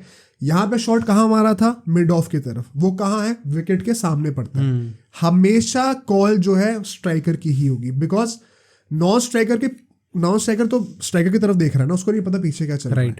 तो पहली गलती शुभमन गिल की क्या है कि वो पीछे देखने लग गया कि चल क्या रहा है एग्जैक्टली। तो मैं नहीं देख रहा, तो मैं अपने कैप्टन को ट्रस्ट करना है, हमेशा एक कॉल पे भागना है। दूसरी बात, ये तो पहली बात हो गई कि कहाँ कौन से रीजन पे जब बॉल जाती है तो कौन कॉल करता है। दूसरी बात, जब स्ट्राइकर स्टेप आउट करके खेल रहा हो ना और तब वो रन का कॉल करे तो 100% रन कंप्लीट होगा। क्यों? पहले से आगे आ रखा है, पहले से आगे आ रखा है। और बेसिकली तुम सोचो जो मिड ऑफ खड़ा है सामने, उसके लिए देखो 2 विकेट होते हैं, एक बैट्समैन के एंड पे और एक नॉन स्ट्राइकर के एंड पे। ज्यादा पास कौन सा है मारने के लिए उसके पास? नॉन स्ट्राइकर वाला। नॉन स्ट्राइकर वाला है। नॉन स्ट्राइकर की तरफ भाग कौन रहा है? स्ट्राइकर जो अपना है, जो रोहित शर्मा है। तो उससे की तो कॉल होगी ना, क्योंकि वो डेंजर एंड पे जा रहा है। तो हमेशा स्ट्राइकर कॉल करता है ऐसे पे, और जब वो स्टेप आउट करके जा रहा है तो तुम्हें आंख मीच के भाग जाना चाहिए जो नॉन स्ट्राइकर पे हो।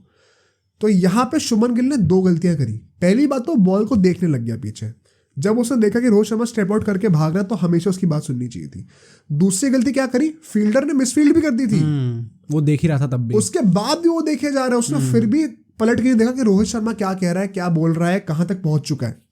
ये 2 मोमेंट्स ऑफ मिस्टेक्स के चक्कर में रोहित शर्मा बहुत ही अगली तरीके से रन आउट हुआ है। हाँ। ये कभी नहीं करना चाहिए भाई, मतलब this is a lesson for everybody. Point is usually run outs में हम देखते हैं कि it is just a fan of few seconds की इसके वजह से आप रनआउट हो गए।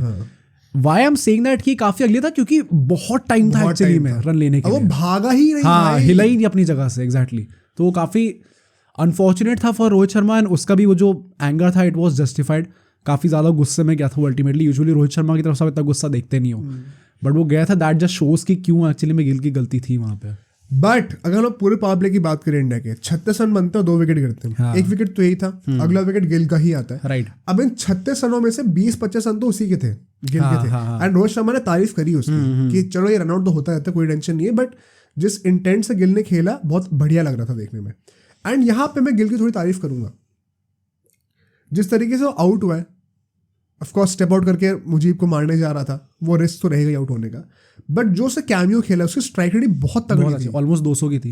एंड जो शॉट उसने मारे हैं, जो चौके मार रहे हैं, वो विदाउट एनी रिस्क था भाई, वो राइट, विदाउट एनी रिस्क, एकदम चांसलेस चौके थे। आई थिंक वो कोलियस टाइप का था कि वो ऊपर नहीं मारेगा, बस वो चौके जाएंगे, गैप्स में। हाँ right. And this is what I was talking about. Gill भाई, गिल का तुम करियर स्ट्राइक रेट भी देखोगा T20 का, पहले कहाँ था, अभी I think it is close to 150। हाँ, तो स्लो खेलने वाला तो इशू है ही नहीं गिल के साथ यार। एंड अगर इस तरीके से वो बैटिंग करके दे रहा है, मैं एक बात बताऊं, अगर जायसवाल ने ये इनिंग खेली होती ना अभी, तो लोग कहते हैं बहुत अच्छी इनिंग थी, कि भाई 20-25 रन मार दिए 10-11 बॉल में, बहुत अच्छी इनिंग थी, फिर तो आउट हो गया क्योंकि सेल्फलेस है। अभी गिल ने कर रहा है और अभी सेंटिमेंट अगेंस्ट है गिल के, तो सब गालियां दे रहे हैं। ये मैं फैक्ट बता रहा हूँ, ठीक है। जो ऑस्ट्रेलिया वाली सीरीज हुई थी उसमें जायसवाल ने हर मैच में रन नहीं मारे थे, एक ही मैच में मारे थे 3 में से तो। हाँ राइट। बाकी सब में ऐसा था कि पहले ओवर में 20 रन मार दिए फिर आउट हो गया, पर लोग तारीफ कर रहे थे, हम भी कर रहे थे, राइट। बट हम हिपोक्रेट नहीं है, हम उसकी तारीफ कर रहे थे, इसकी भी करेंगे। I think the way he played, Gill बहुत अच्छी इनिंग्स खेल रहा था। हाँ आउट हो गया वो अलग बात है, बट आउट भी क्यों हुआ, बिकॉज वो इंटेंट दिखाते हुए आउट हुआ, ये नहीं कि विकेट डिफेंड करते वक्त आउट हुआ था। And this is what we need in T20s, because 1 down पे मोस्ट लाइकली विराट कोहली आने वाला है जो कि एंकर का रोल प्ले करेगा, तो हमारे दोनों ओपनर्स के पास वो लिबर्टी है कि तुम खुल के खेलो, स्टेप आउट करके खेलो, right. I think credit to Shubman Gill वहाँ पे, मैं उसको गाली वाली कुछ उसमें करने का पॉइंट नहीं है। बट तिलक वर्मा की बात करते हैं। तिलक वर्मा के परफॉर्मेंस से तुम क्या कहोगे? आई थिंक थोड़ी मिक्स परफॉर्मेंस थी. जैसे शॉट खेल रहा था at times it was looking कि भाई काफ़ी अच्छा खेल रहा है, but at the end of the day I think आप कोई स्कोर अगर जज करना है किसी फॉर्मेट में तो सबसे ईजिली आप T20s में कर सकते हो, क्योंकि आप चाहे कैसे भी खेल रहे हो, चाहे कितनी भी कैसे भी मूवमेंट पे खेल रहे हो, आपको स्ट्राइक रेट मेंटेन करके रखनी ही पड़ेगी. एंड तिलक वर्मा की strike rate was not up to that level. कुछ 22 बॉल पे उससे 26 रन ही मारे थे. सो हाँ, उसके शॉट्स देख के लग रहा था भाई कि हाँ ये बंदा पावर हिटिंग कर सकता है, अच्छा कैमियो था उसका भी, बट वो एग्जैक्टली वो स्ट्राइक रेट के साथ रेप्लिकेट हो नहीं पाई चीज़. और ये मुझे लगता है थोड़ा सा अभी तिलक वर्मा के बैटिंग में एक गैप है ये. ओके, स्ट्राइक रेट वाला जो सीन है, आई थिंक आईपीएल में उसने ये चीज़ थोड़ी कवर कर ली है, बट इंडिया पे उससे कवर करने में थोड़ा टाइम लगेगा I think. So with experience he will gain that. I think 2021 का ये वो भी. सो कोई जल्दी की बात नहीं है, बट हाँ ये गैप जरूर है जो कि मतलब आई होप कि पीपल उसको ओवर रेट ना कर दें जबरदस्ती में, बिकॉज ये क्लियरली एक इशू है वहाँ पे. ये हमने अभी साउथ अफ्रीका वाली सीरीज में भी देखा था थोड़ा. Right, he has the power hitting ability, but या तो ऑल आउट ही चले जाओ या तो बिल्कुल ही ना जाओ. वो मिडिल पाथ ट्रेड करना थोड़ा मुश्किल है, तो वो अभी सीखना है शायद तिलक वर्मा को. बट इसी के चलते हमारे 10 ओवर में 83 रन हो चुके थे, हमने काफ़ी अच्छी रिकवरी कर ली थी, and Tilak Verma ultimately out हो जाता है यहाँ पे. विच मेंट की जितेश को ऊपर भेज दिया था. ये तो सरप्राइजिंग था, रिंकू सिंह को ऊपर नहीं भेजा नंबर 5 पे, जितेश को ऊपर भेज दिया. I wonder why it was so. But Dube बहुत ना स्मार्टली यहाँ पे प्ले कर रहा था. He was sticking to the wicket, वो आउट नहीं होने को तैयार था. आई थिंक वहाँ पे उसको क्रेडिट जाता है. और फिर 10 से 15 ओवर के बीच में ना, I think by the time the 15th over came 131 run हो चुके थे और जितेश शर्मा आउट हो गया था अल्टीमेटली. 4 विकेट गिर गए थे. क्योंकि अब यहाँ पे एक बहुत ही इंटरेस्टिंग ऑब्जर्वेशन है, सब नोटिस करना. जो ये 5 ओवर थे ना, इन माई ओपिनियन इन 5 ओवर ने गेम किल ऑफ करा. 10 to 15 वाले 10 से 15 ओवर के जो बीच के 5 ओवर थे. क्यों? और यहाँ पे गेम किल ऑफ पता है किसने करा है? दुबे ने नहीं करा, जितेश शर्मा ने करा है. मैं बताता हूँ क्यों. दुबे ने टोटल 60 रन मारे, ठीक है. 60 में से 25 रन जो है उसके आखिरी के, वो पता कब आए? जब इंडिया को 35 बॉल पे सिर्फ 38 रन चाहिए. राइट, तब तक गेम ऑलरेडी जीत चुके थे. तब उसने फिर ब्लास्ट ऑफ करा जब उसको पता था कि इंडिया पोजीशन में ऐसे आ चुकी है कि वो कंफर्टेबल है, तो मैं शॉट मार के आउट भी होऊंगा तो कोई प्रॉब्लम नहीं है. और फिर शॉट उसने अच्छे मारे कि वो छक्के ही हो गए सारे, तो नॉट आउट ही आ गया वापस. तो आई थिंक वो रिस्क उस टाइम पे जितेश शर्मा ने लिया था, और उसने एक बहुत ही अच्छा कैमियो खेला. और वहां पे उसने 10 से 15 ओवर के बीच में वो इतने ज्यादा रन, आई थिंक 50 कुछ रन तो मार ही थी इंडिया ने, ऑलमोस्ट 48-50 रन. 48, हाँ राइट. तो मतलब रन रेट इतनी ऑलमोस्ट 10 की हो चुकी थी इंडिया की, तो किल ऑफ कर दिया था गेम वहाँ पे कि आखिर के 5 ओवर में हार्डली कुछ रन रह गए थे. और फिर वहाँ पे 38 में से 25 रन तो उसी ने मार दिए, तो रिंकू सिंह के लिए काम था ही नहीं. Basically what my point is, Shivam Dubey I think इतना टाइम बाद खेल रहा है इंडिया के लिए, तो थोड़ा हेजिटेंट हो गए इनिशियली कि भाई मुझे विकेट थ्रो नहीं करना. He got support from Jitesh Sharma, from Tilak Varma initially, तो credit to both those guys also in that aspect. और फिर क्रेडिट टू शिवम दुबे कि भाई उसने अपना टाइम लिया, लेकिन फिर बॉल्स वेस्ट नहीं करी, कॉम्पनसेट करके दिया एंड में जब अच्छे लंबे लंबे छक्के मारे तो. राइट, तो इनिंग्स बिल्ड बहुत अच्छी करी. एंड जो कॉन्फिडेंस उसका शायद थोड़ा कम होगा, उसको इन दिस इनिंग्स ओनली उसको गेन कर लिया. तो आई थिंक ये एक इंटरेस्टिंग ऑब्जर्वेशन थी गेम से, एंड इसी के चलते इंडिया कंफर्टेबली जीत जाती है मुझसे. कोई ज्यादा मेहनत करनी नहीं. ढाई अगले क्या 17.5 ओवर तक तो खत्म हो गया था मैच. एग्जैक्टली. तो पॉइंट वही था भाई, पिच बहुत अच्छी थी एक्चुअली में बैटिंग करने के लिए. आई थिंक इंडिया ने भी कायदे से, मतलब कितना तुम 180 मारते यहाँ से अगर 2 ओवर खेलते तो 185. I think this was a 200 pitch. अगर रोहित शर्मा आउट ना हुआ होता, तिलक वर्मा शायद थोड़ा तेज खेल लेता, तो we could have seen an even better score है. Right. I think personally, I would want Rohit Sharma to bat first now when Virat Kohli and Rohit Sharma are back. Okay, just to test it out. सिर्फ test करने, ये पूरी series सिर्फ test करने के purpose से. आज मोहाली पे जहाँ पे घास है, सिर्फ 2 पैसे खिलाने कोई सेंस था? हाँ, नहीं, कोई सेंस नहीं था. राइट. कि तुम 30 स्पिनर खिला रहे हो, सिर्फ 2 पैसे खिला रहे हो, कोई सेंस नहीं इस बात का. क्यों करा है? क्योंकि रोहित शर्मा को टेस्ट करना है. पता है जीत जाएंगे, टेस्ट करना क्या कॉम्पोजिशन है, क्या प्लेयर्स खेल सकते हैं, कौन स्क्वाड में आ सकते हैं. तो उसी सेम इंटेंशन के साथ आई थिंक बैटिंग पहले करके भी देखते हैं एक बार, कि रोहित शर्मा विराट कोहली को पूरे 20 ओवर खेलने को तो मिले. पता चलेगा अफगानिस्तान 100 रन पे ऑल आउट हो गई तो चांस ही नहीं मिल रहा. सो I would love to see कि अगले 2 मैचेस में एटलीस्ट एक मैच में तो हम टॉस जीत के पहले बैटिंग कर रहे हो, बिकॉज T20 में बहुत ईजी है कि टॉस जीत के हमेशा बोलो चेज ही करना. जस्ट अ फाइनल टॉपिक मैं ये कहूँगा कि शिवम दुबे की परफॉर्मेंस अच्छी थी ऑब्वियसली. क्या T20 वर्ल्ड कप में इफ अ सिनेरियो कम्स कि हार्दिक पांड्या बॉलिंग नहीं कर सकता, बिकॉज ऑब्वियसली उसकी भी इंजरीज चल रही है इस टाइम पे, and he plays just as a batsman. Can we see actually Shivam Dube play ahead of Hardik Pandya? Hardik Pandya as a batsman is also better than Shivam Dube right now.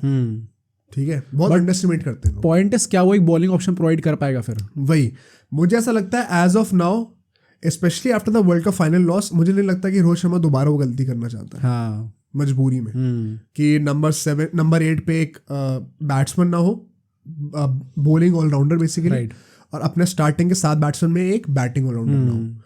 सो ये prospect tough तो लग रहे हैं मुझे. And I think वही ना मैंने कहा था at the start of this segment कि शिवम दुबे को लाया ही I think in my opinion Rohit Sharma है. कि भाई तुम सो रहे हो क्या? अगर हार्दिक पांड्या नहीं है तो कोई बैकअप ही नहीं है क्या? हमारे पहले के 7 जो प्लेयर्स हैं कोई बॉलिंग ही नहीं करेगा उसमें से. ये कौन सी लाइनअप है? So credit to Rohit Sharma.